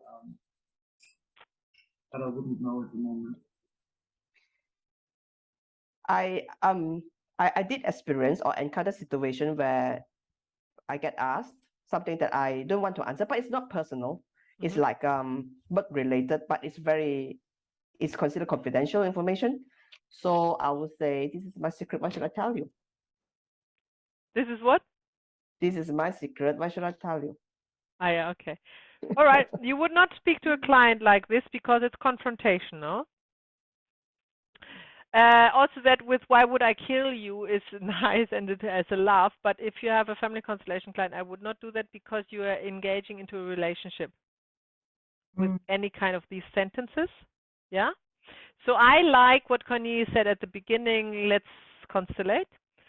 Or that goes in the same line. I would just simply not have heard the question. I would just simply return and continue with what I said before. Yeah? there is this urge to answer. We are it's kind of in our education. Yeah. We feel weird about somebody addressing a question to us and we are not answering it. But it is our right. We have the right not to answer questions. You know? You have a choice and a right to not answer a question. There is not a spiritual rule you have to answer questions. You understand? It's just in our mind. And so when for example, when a client asks me, what are you gonna do to? So I'm talking about. Let's go to one of your examples about the health and safety regulations, right? And where to go in a case of fire. And then the client said, and where would you go out for night eat, right? Like, whatever. And then I would just continue and saying, and after the constellation, you are not talking. You are recommended not to talk about. I would just continue with what I was saying, as if he wouldn't have had said anything. Because it's your right not to answer questions. And with every kind of answering that you give, you are engaging into the game. Even if you're not answering their question, but you are answering a question that has nothing to do with your work. And the best thing I can tell you is to totally overhear it. If someone is persistent? They would never do that. You have to show me one. They would never do it. They would be confused maybe. But you remember, you are leading. They come to you for a reason, and you're just showing that you are deserving the respect they already bring to you. So that's it. So as if nothing has been said. And it's also good, and this is also my last tip before we go back in our teaching content, is a little bit pause.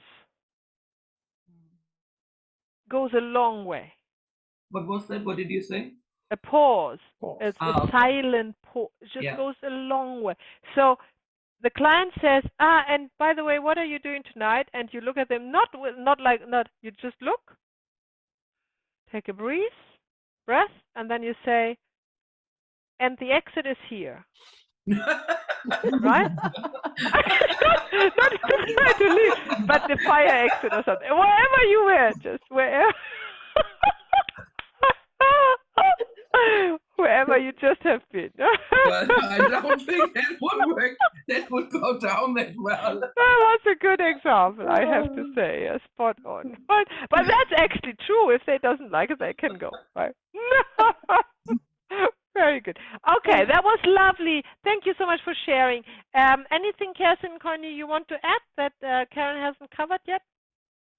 Oh, for me, I just realized that it is important that you have the orders in the intro really, the points in the intro really in order. And so you come to the point where you ask the client, so why are you here today? And then he says his bit, and then you say, okay, let's start working. Exactly. So that you do not have any other thing where you could get sidetracked or where you take this whole momentum off again and losing it. It needs to really come to the point. Yeah, totally. And that's also good to remark, because let's assume you are starting with your health and safety and your credentials and then you touch something and the client jumps in and said, this is why I'm here, this is why, and he wanted to, start to talk. Then you might have to stop him and say, just wait a second, I just want to continue with whatever, what we're doing here, and then you have all the time to talk. That's a good point. So keep the lead, keep the reins tight, and lead the client through this kind of jungle that he's in, right? Yeah, Maya, just now I have an idea. When it comes to introduction, is it okay if we share the information beforehand to our client before they come over for a section? I mean, some brief information on family constellation, like, for example, an article. Get them to read. Perfect. But don't assume they read it. You think they would be so keen that they read everything. No, they are not. You can send them so many information, they would probably not read it. I mean, not many. I mean, just a brief one. Even a brief one, they might not read it. So you know how you sign up for a family constellation virtual event, and there are the etiquette. There are 9 points or something. You would not believe how many people on the workshop who have never read them. And there are 3 links. You have. Thank you. There are 3 links. You haven't. See, Karen? There are 3 links. That's why you're always late. Not always. This has stopped, so don't bring it back. So this, you wouldn't believe it. It's honestly, it's ridiculous. So Coiny, it's a good idea, but don't count on it. You can ask them when they can, have you read my pamphlet? And they say yes. Then you can ask, have you additional question? And they say no. And then you make a test question. So what are you going to do when? And they answer this correctly, then you can work immediately. But be prepared to have your little talk going on for those who say, what kind of, I didn't get that. They will guarantee you they would say that. Yeah. Okay. Very good. Right. So let's continue. We are now talking about figurines and how we work with figurines for the last 40 minutes we have together. And I will go through the theory briefly because I want to give you the practical example as well. Yeah. And we want probably 15 minutes. At least. So, okay. So now figurines. When you have figurines, make sure they have different genders, and we are not talking about this new thing of transgendering. That we have female and male. That's it. Yeah, there are only 2, not 5, 7, 10. In family constellation, there are 2. It's female or male. That's it. There is no it, they, or what. We need to work with genders. That's important to us. Yeah. Then neutral figurines, figurines that are neutral, not having a gender, but they are neutral in this that they are not even figurines. They can be blocks or sticks or something like that. That's neutral, right? They are not reassembling a person. That's what I want to say with neutral. This is all neutral objects. You can also incorporate objects, whatever you use, that are kind of a blank slate. That could be anything, right? Don't have too many choices. You want to have a fair bit of choice, but not too many choices, especially when you start. Remember, every figurine is symbolizing something different, and you want to get used to it and read the figurine time and time again, so they are talking to you. And therefore not too many choices. So if you start with like 12 figurines, that's enough. Yeah. Not 20, not definitely 30, 12. Or even 6. Just start simple. Yeah. Start simple. Always use the same set of figurines because, as I said, they become your friends, they become your representatives, they become your alliance. When you're working with clients. So don't think, oh, I saw this cute figurine set there, and then you've been to Bali, and then you saw this handmade cute figure, and then you want to use it. Buy it, have it, but you work with your clients only with this one set that you have settled in on. Use a movable small surface to put the figurines on. I will demonstrate how I do that. That's important. because if you put the figurines on the table, you and your client have to walk around to see them from all sides. You get the picture what chaos this is. So you want to move the figurines on something, on a surface around, yeah, and not the whole table. So find something that works good. Examples of figurines are Playmobil. There's even a set for family constellation that you can buy. Playmobil set. I'm not quite sure in New Zealand, but I'm sure you get it, Courtney, or we get it in America or somewhere, or in Europe. Playmobil. Then there are wooden figurines that can have all kind of shapes and forms. That's the most common ones, Playmobil or wooden figurines, right? And if you know Francesca, she's using little animals as figurines, like a zoo. They are all timber animals. They are all wooden animals. So that works as well. Other objects that you can use are pillows, shoes, even toys that are lying around if you have children. As I explained before, drinking glasses, cutlery, bottles, paper sheets with names, open or covered. You know, the sky is your limit. You can really use everything as objects. However, the figurines, when they become really yours, they are talking to you like no shoes will, right? And it's highly unlikely that you use always the same shoes. Why I'm saying that you can use it is when you are, I had this in a workshop once, it was in Switzerland. I had participants, and well, you know, you start small. You have your friends and family, you have your friendship circle, you have maybe 4 people in the workshop, right? And now you have a constellation with 6 representatives. What are you doing? You have to add something, yeah. So I had nothing else. I added the shoes that they, you know, left at the door, obviously, yeah, and it worked well. But it's not as well as figurines, and that was not a one-on-one session either, right?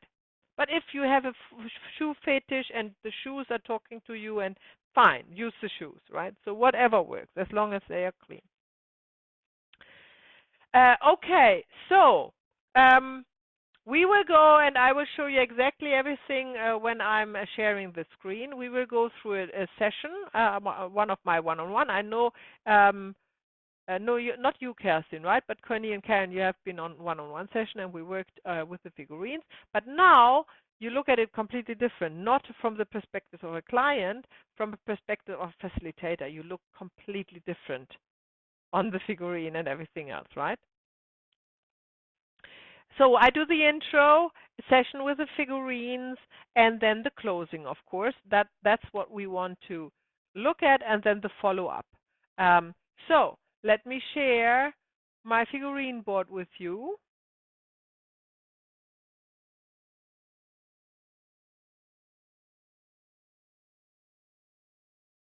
And then I explain everything about the figurines, why you can see them. Right. So here they are, my lovely figurines. I use them, most of them, some are new, but most of them I use for almost 20 years now.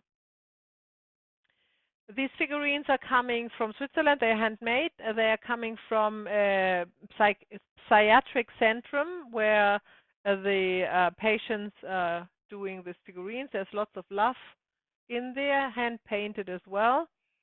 And they come in all sorts of colors, sizes, and 2 shapes. One is the cylinder, and one is we call that, what do we call that? A cylinder? No, that's a cylinder, that's a cone, right? But as you can clearly see, this is reassembling the female and this the male.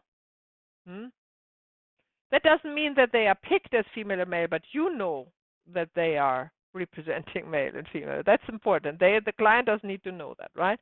Then we have different sizes.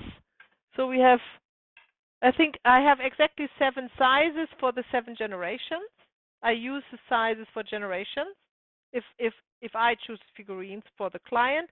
Other than that, you have to keep track if they use different sizes for different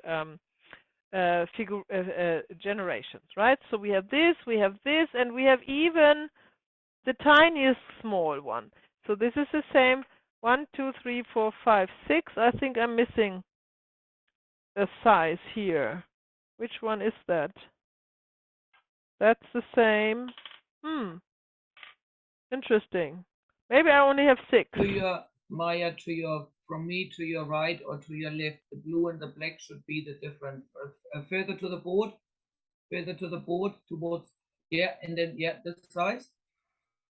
No, that is the same as this, yeah. Ah, okay.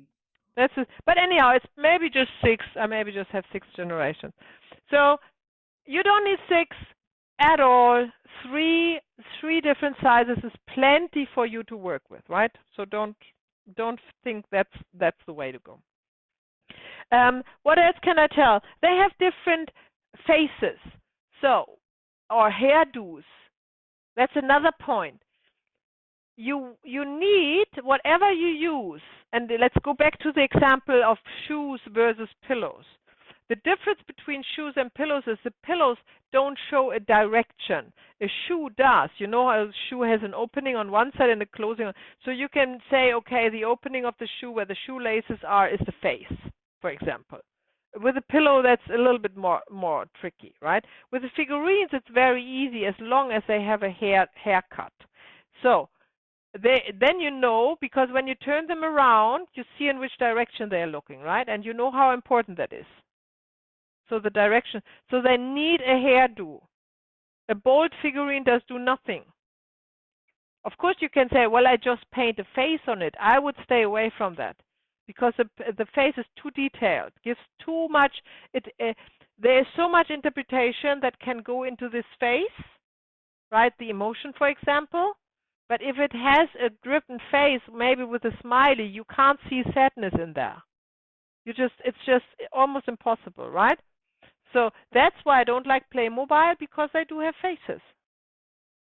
So I don't like that, because then you need a sad one, a happy one, a neutral one of every side, practically, if you will, right? So that's much more versatile. Then we have also one, this is my favorite, who's going to pick always for the mother energy. She is not only the pink for the mother and the color, but she's also looking down, right? Which is important because you are immediately inclined to put a little baby there. Because you know, when you know your figurine, you know this is a grieving mother. Yeah, you just know that if you always use your figurines, right? Okay. Then what else have we have? Well, it doesn't matter what hair do they have, if they have fringes or not or whatnot. The colors, again, colors, spiritual colors. When you work with figurines, they don't need all the colors, but a few colors. You need some pale colors, some strong colors, and there's a neutral color, that's a strong color, and that's a more pale color, or that's a pale color, or what else would be? The green is pretty neutral, and this blue as well. So these are not strong, but however, you have pink, you have red, you have yellow. These are the strong colors, showing strong emotions, right? So make sure you have in your figurine, you have at least one red one. If the red one is picked, you have a strong emotion, for example, yeah? So that's another thing. Colors are important, that you have colors. And that's about the basics that this figure. And then we have these objects that have no meaning. But they, of course, they get a meaning in the constellation, right? And the objects here, this object, for example, has also kind of a face, if you will, right? But it also lies down and doesn't roll away, so you can use it for a dead person. Because if you lay them down on the board, they intend to roll around, right? And then we come to your question, Kerstin, about the figurine falling off the table, right? Okay. So, and then I have a couple of other neutral things. I have these things here. They're often picked for money for some reason. Maybe they look like gold coins or something like that. And yeah, that's basically it that I can show you. And now the board itself is a so-called lazy Susan that you use on a dinner table sometimes, and this is perfect to move the figurines around. So you can see them from all angles, yeah? But you can also just have a board that doesn't need to be on a lazy Susan that you can move around on the table. This is just, you know, a little bit smoother, but that I have worked with the board on the table for many, many, many, many years, and it like a chopping board, you know, and it works perfectly fine. Good. Okay, so when a figurine falls from the table, that happens not, what am I saying, fairly often actually, and that can have lots of reasons. And you have to watch the context in it. So first of all, if you have like this cylinder figurine and they roll anyhow, they can't help themselves. They roll a lot, even these not so much. And then you roll your board, then they roll. That's just what it is, yeah. So you need to be careful with that. When you place a figurine, you may tip one over, unconsciously, like this, and then they fell, and then may more fell. And you all think, well, oh, excuse me, and you put them up. But that might have a reason, right? So don't rush to the conclusion it was an accident. There's not much accidents going on in family constellation, as you know. So I would let them fall down and observe them and see if that fits in the picture that is now in front of you on the board. It might is a hint, and most often is, from the morphogenetic field, right? These are the movements you're looking for, right? Now, when the figurine just rolls off the board, this can more so mainly the meaning of it is that this is not needed anymore. This representative, whatever it was representing, has done its deed and is not needed anymore. That is most often why a figurine rolls from the board, right? But then that's probably 90%. But then there are incidents, like it could happen that it has a strong impact. If you see it on the client, for example, that is a strong impact. If it's just a representative that's not needed anymore, the client wouldn't bother too much. But if the client really bothers about it, it could have another meaning, right?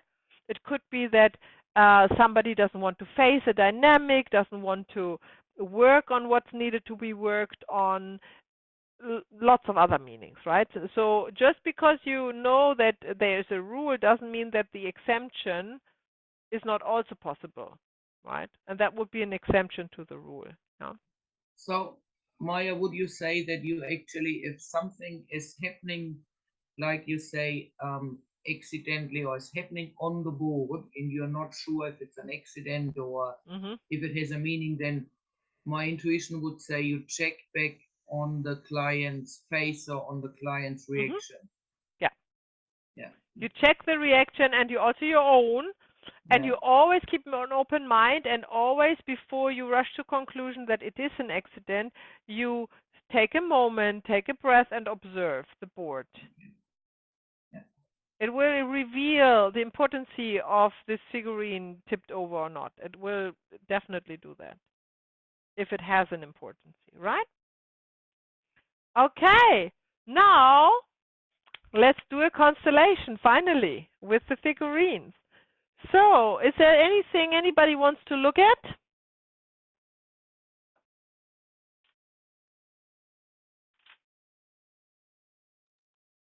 I would, Maya. Anybody else? I was just asking. Yeah, I would too. Okay. So tell me quickly about what it is, and then I choose. You start, Karen.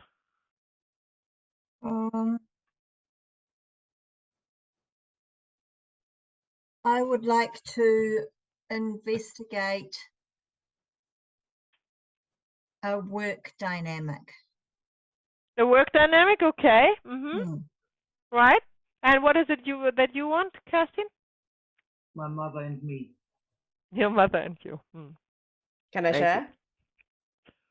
So I'm going with Karen because she would need more representatives, and the board is excellent to look at organizations.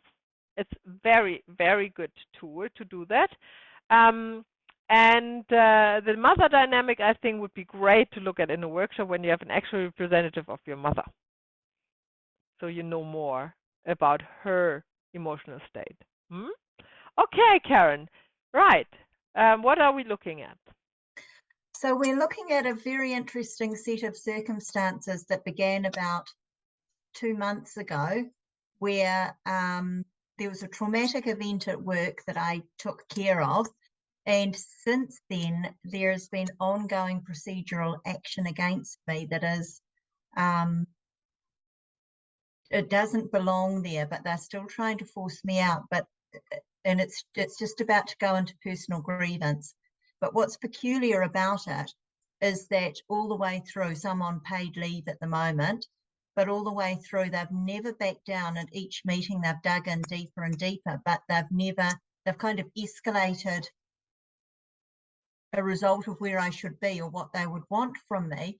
But they, at every step, they've had to drop the case. So there has been they said we're not going to discuss the issue anymore, with no determination of who was right or wrong in the event. They just said we're not going to discuss it. There's been no form of training, no professional development, no coming back with anything that would be legitimate against what I've been doing. And yet they're still trying to kind of force the issue and force some compliance and actually send me to another team way out in the field. So you are in a team now that you like to stay in, but they want to send you in another team. Yes, very far away, the furthest team away they could have found. So they've been doing a lot of stuff. So I've been in it for a month. I was in at work where I wasn't allowed to have any contact with clients. And then it was no phone calls, but I had to do administration. But then they said I wasn't allowed to enter any of so basically I was sitting there for every time they found that I was doing something, they tightened the scope so that I could do nothing. Like in the end, they said I had to do it. Karen, okay, we'll leave it here. Do you want to stay there, or do you want to way out of this? I was wanting to stay, but I think I have a feeling that my time there is at an end. I could easily stay. And I've put in 3 propositions. One is that I would leave, one is that I would move to the new team, and one is that I'd stay on my own. And each one of those has a condition involved in it. And they've declined all of those. And so that's where we're up to now. So it's looking like I'm likely to leave, but I don't mind if I stay either. I'm a bit ambivalent about it. Okay, so we start very simple. We take a figurine for yourself. We take a figurine for the organization, and we take a figurine for all the 3 options or proposals that you have put in. Okay?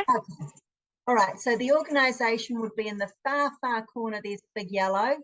So I have my mouse here, that one? Yes. The yellow? Yeah, that's the one. That's the organization.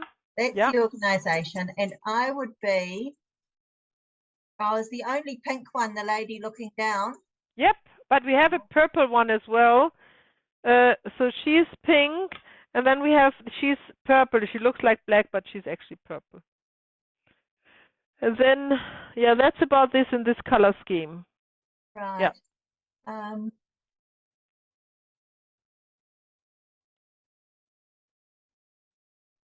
Oh, I think it's the pink one. The pink. Yeah, and then we also have like an orangey one. Oh, it's pretty. The pink one, all right. It's always the first choice, by the way. It's always the right one. Yeah. Sorry if it's noisy. Close, is it too noisy with the rain? In the middle of the storm. Now you want to pick a figurine for the 3 options or the 3 proposals that you have. Okay, so one is there is a large blue female at the front closest to the board. Yes. The other one is there is a large yellow cylinder. It's not that, it's the little black behind it. Or is that the purple? Yeah, that's the purple one. Oh, okay. And then we'll have, Oh, there's a large green right near the back. Yes. Yep, that's it. Thank you. Okay, so I'm just explaining. When you ask the client to pick figurines, that's optional. You can also pick figurines for the client, right? I like the client to pick figurines because they give me more information. But if you are very well connected to the field and you have the impression the client is confused and cannot decide, and it's in the mind and it's kind of difficult and takes too much time, then you choose the figurines because you need to get on. You need to get on with things. So now we have the figurines, they are chosen. They are on the board, but that has not a consideration yet. That's not the constellation. That is like the representatives in the workshop when you ask them to stand up. Now they need to be placed. Now in the workshop, you can ask the constellator, the client, to place them by putting the hands on the shoulders and guide them around. You can ask the representatives themselves to put them in the space where they want to be, right? That's the other option. Or you as a facilitator can go and tell them where to go, right? For the figurine board, I think the only way to work is with asking the client where the figurines go. Yeah, and that's what we do here. So we start, let's start with the organization. Where is this going? Really close to the middle. Maybe slightly off from the middle. Yep, that's good. Thank you. Then you in relationship to that? We actually, where you put me was the right spot. Where you put me at the start, just then. Yep, and turning. Oh, I can't see the whole board. Maya, is there a way where I can see the? Well, that's just empty space. Yeah. Okay. Can you tell me where, if we can do where 12 o'clock, 9 o'clock, and 6 o'clock is, then I'll be able to determine for you. 12. Yep. Or that is towards the camera. Yeah. That's towards the right, and that's towards towards me is here, and away from me is there. Okay. So if we actually put the organization, sorry, at sort of 3 o'clock, so away from you. That would be there. Yeah, facing the center. Facing the center, yeah. Yeah. And then if I would be probably where I am, facing the organization. Yeah. I may even be a little closer in actually. Yeah, that's good. All right. Now you do remind me which option is which was the first one you picked? That one? Yes. Who was that? So. I think that was the first. Yep. We'll call it the first. So which option is that? Mm-hmm. Okay, that would be option number 1. Yeah, I've got visitors have arrived too. And I've got a very little house. Option number 1, and that option is move to the new location, but work 3 12-hour days and remain on my same income. So that's option number 1. Mm-hmm. Oh, are you asking me where it goes? Yeah. This is a remote location, isn't it? Yeah. Okay. Yes, let's move to the new location. Well, actually, interestingly enough, that one is going to lie down. Very good. Where you are there. Yeah. Okay. Now it's difficult if you have a shape like this. Very good. Then we have the next one. What was this? What option? Option number 2 is that I stay in my current team with my current hours. However, I have a some form of a reparation payout. Mm-hmm. And so, yes, that's what option 2 is. And that one will come up to option 1's almost shoulders, and yeah, almost like it was looking down on option 1, looking over option 1. Very good. Yeah. Mm-hmm. And then we have option 3. lucky number option 3 is that I get a rather large payout and I move on to a bright new future. Okay. And where would that go? And that one is very weird because that one is actually tucked in beside the organization to the, yep, right there. That's it. That is the Yeah. left side of the organization. So that's the organization, and that's the left side of the organization. Oh, okay. So to Hang me, on, that's, hang on. I have to swap that because it has been mirrored, so yeah. it's a little bit confusing. But now it's on the right side, on the left side. Sorry, on the left side of the organization. Do you want it on the right side? Yes, I did want it on the right side, thanks. And Very I'd good. like it looking slightly towards the organization too. Okay. Yeah. No, just slightly, so it's still got the others. So it's not, Yeah. Look, I yeah. show you. Oh yes. Yep, that's it. Thank you. Right. Okay. Now you asked your client. Now the constellation has begun, right? Now Yes. the figurines are placed and the energy, and they are starting to represent already, right? Now you ask the client to take a breath and lean back, because as Karen is leaning forward, they all do that, looking at the figurine, are very engaged in picking, and now they should lean back, relax, take a deep breath, maybe close the eyes for a second, and then open them again, and then look on the board, and you observing your client while they are looking on the board, and you are picking any kind of emotion or any other facial expression or body gesture, and then after a few moments you ask, how do you feel? Not about anything, just how do you feel?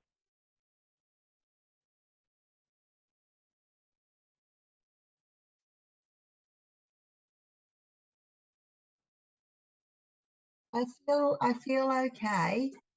I just feel, I also feel like kicking something.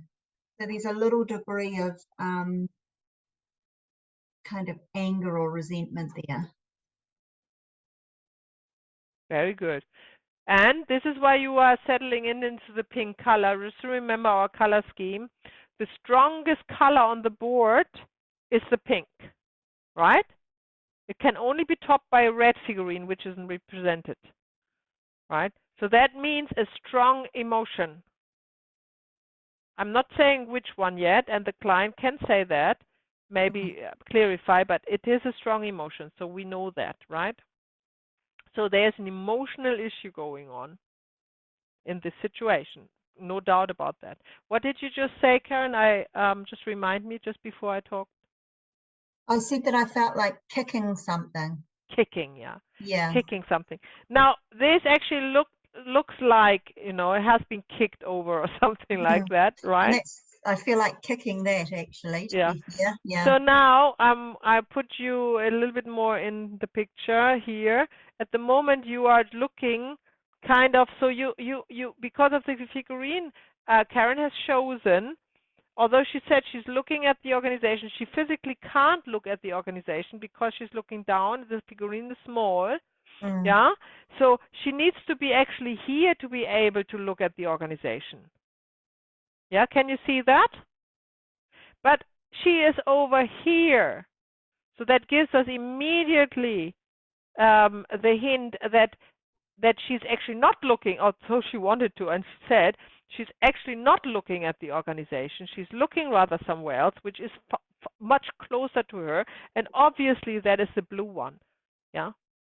That she's kind of, from her red eye, she can almost kind of see that, from the wink of her, from the corner of her right eye. Yeah. Okay. Now she said she wants to look at it. So we move the figurine. We go with the field. That's an information from the morphogenetic field. We move the figurine over.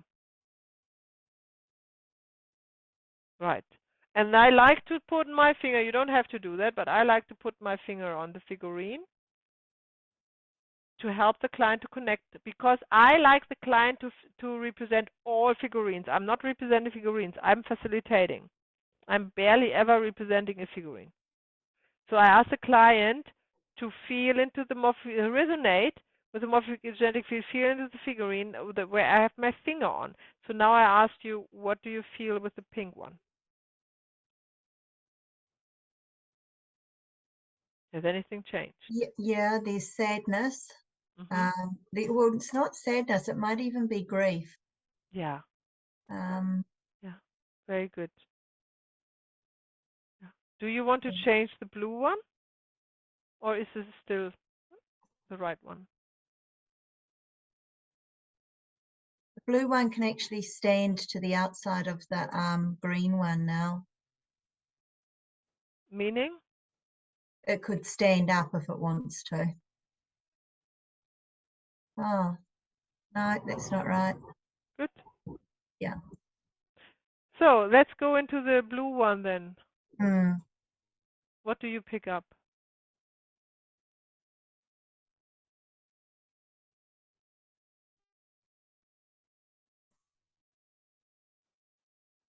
I pick up it's a false option. It was never there. It's almost like it's a facade.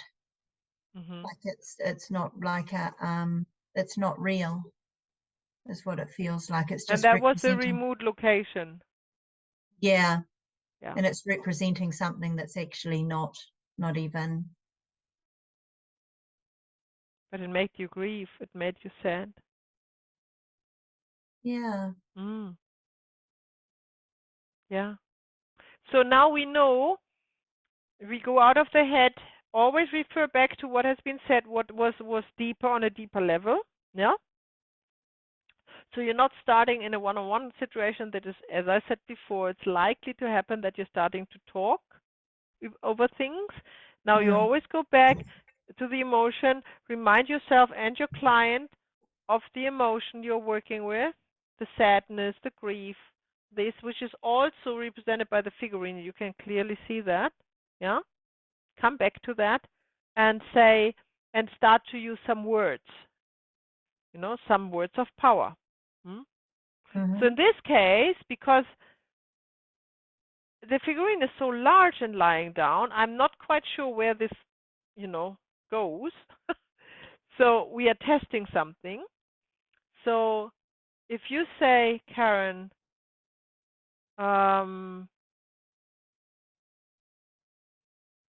it makes me sad to see you lying there.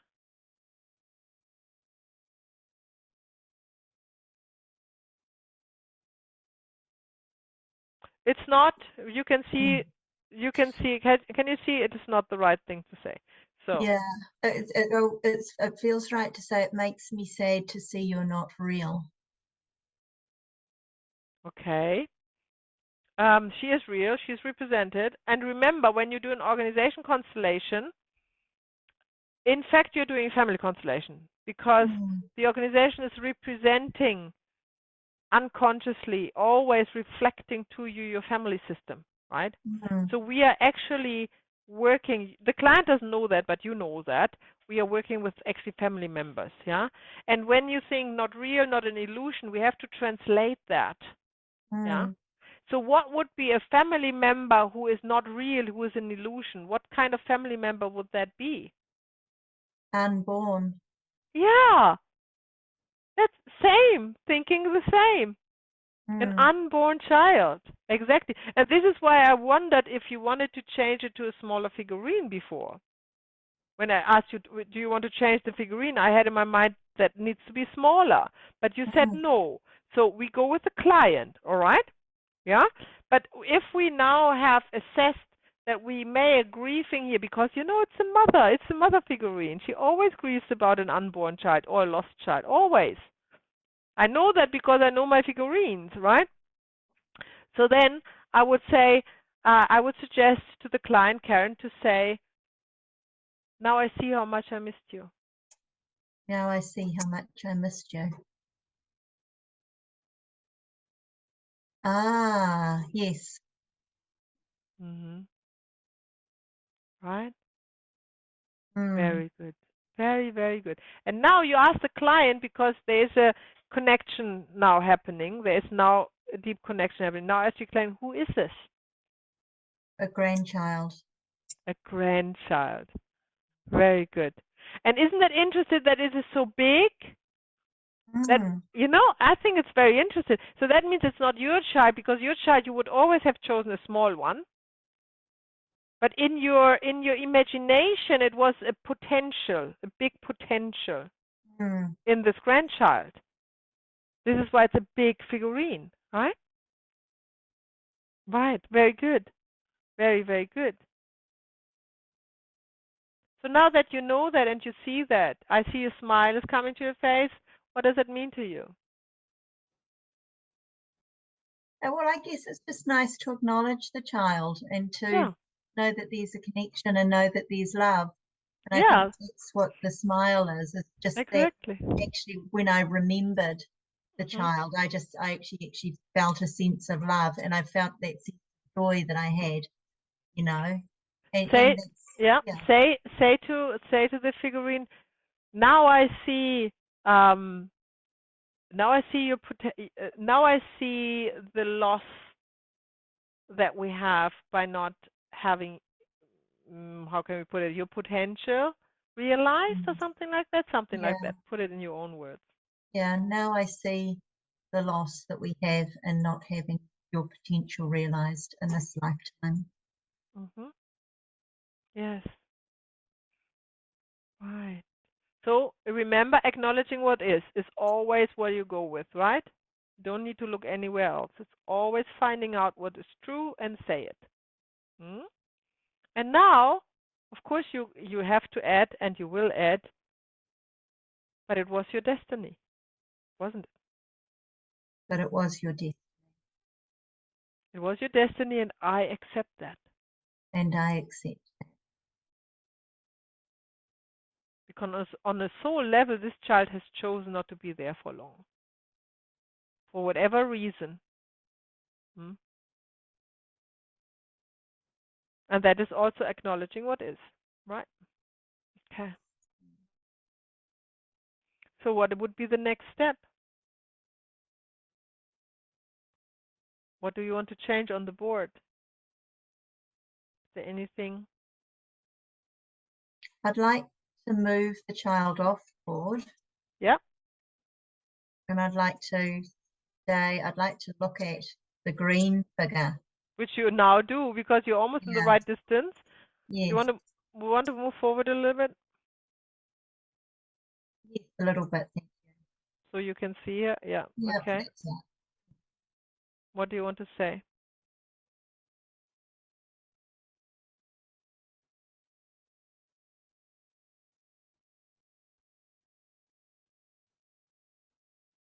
Do you want to say yes? Yes. Um, Or thank you? yes. And thank you. What comes into my mind is that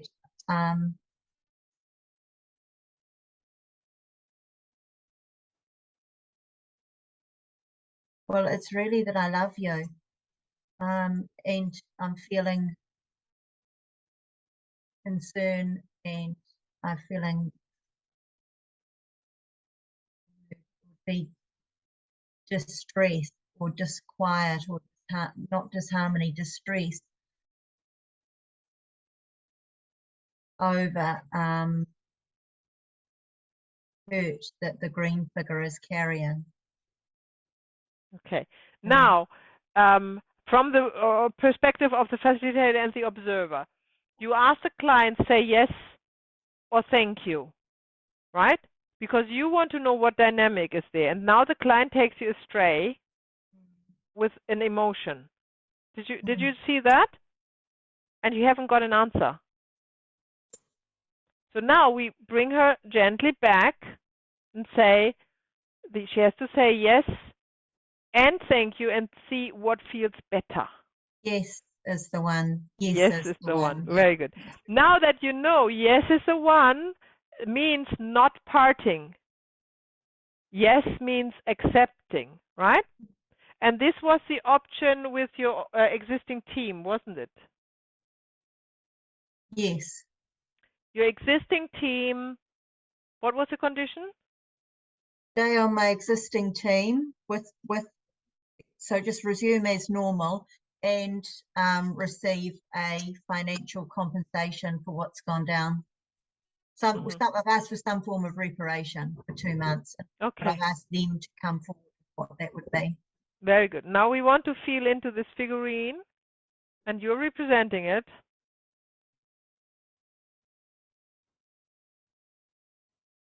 What's coming up?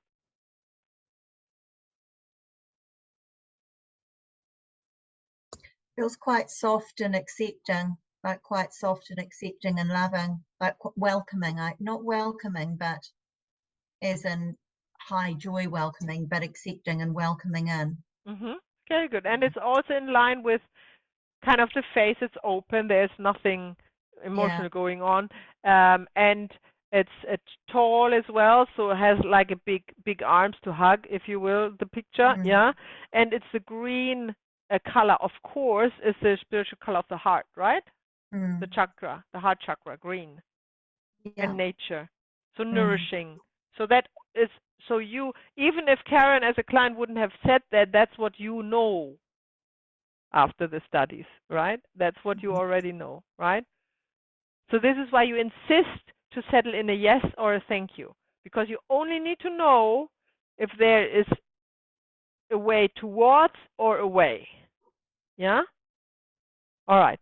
Now, is there a movement in this figurine? Yeah, the figurine comes around sort of to the side of me, to the outside of me, and looks slightly towards the yes, as it's almost like a lining side on to me, looking towards behind you? No, beside. Beside, on this side?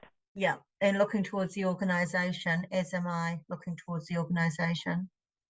Very good. Very good. Very good.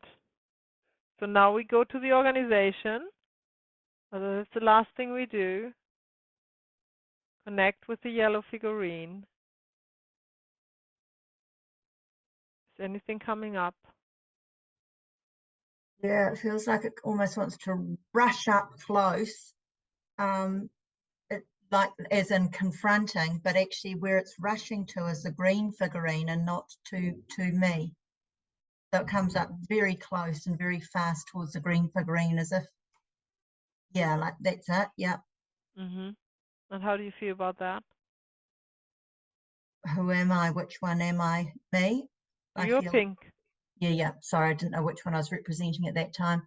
Actually, I feel quite anxious. I feel quite nervous and quite anxious, and I feel like I feel a little bit out of breath, and I feel like I kind of want to get in between them. Yeah. So now, on an organization level, what that means, you want the job, but not with the people running it. Right. Makes sense. I do. Yeah. You love your job. So if I would be a coach, or if I would be still a lawyer working as such, I would say you do the same, but do it self-employed. Yeah. That would be my conclusion after this constellation, you know. Many have said that. Yeah. Right. Yeah. Okay, we break it up here. Our time is well over. Okay. Thank you, Karen, for volunteering. Thank you. And now questions. So when you have observed, let's go a little bit through the questions just regarding the figurine, not the constellation, just the figurines, the use of the figurines that you have observed.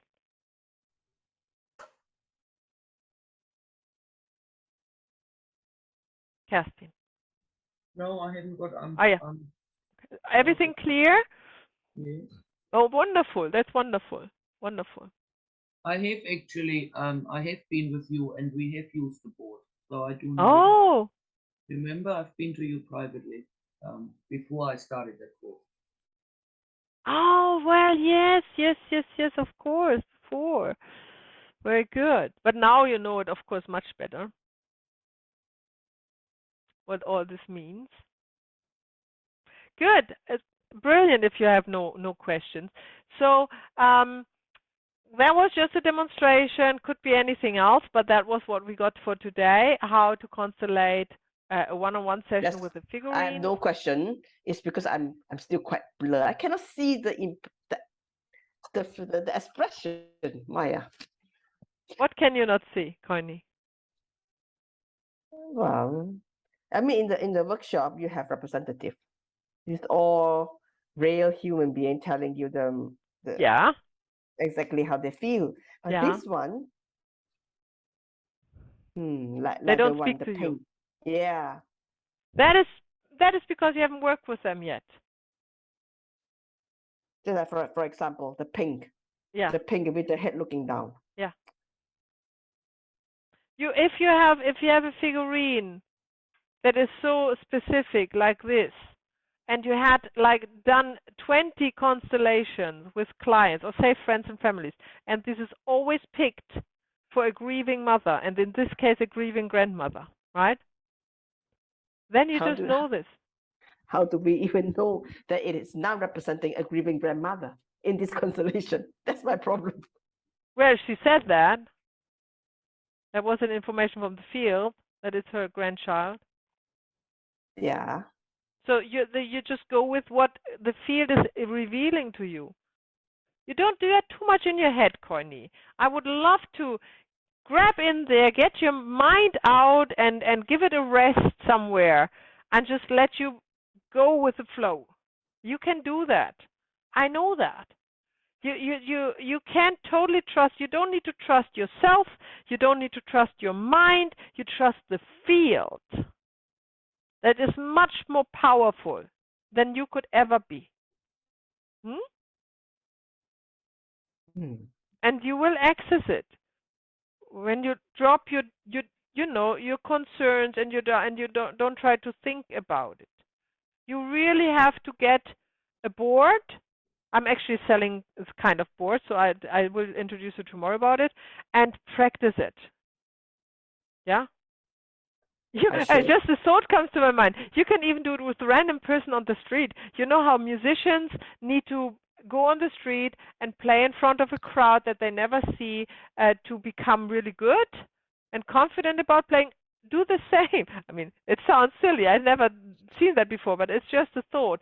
You could get a little table, little stools, go on the street, get your board there, put a sign out, free family constellation. Just come sit here. Honestly, I mean it. Yeah, I like that. And then just do it. And just do it. I think it's lovely. I can imagine it in a park with people are walking past. Yeah. Why not? I mean, just do it.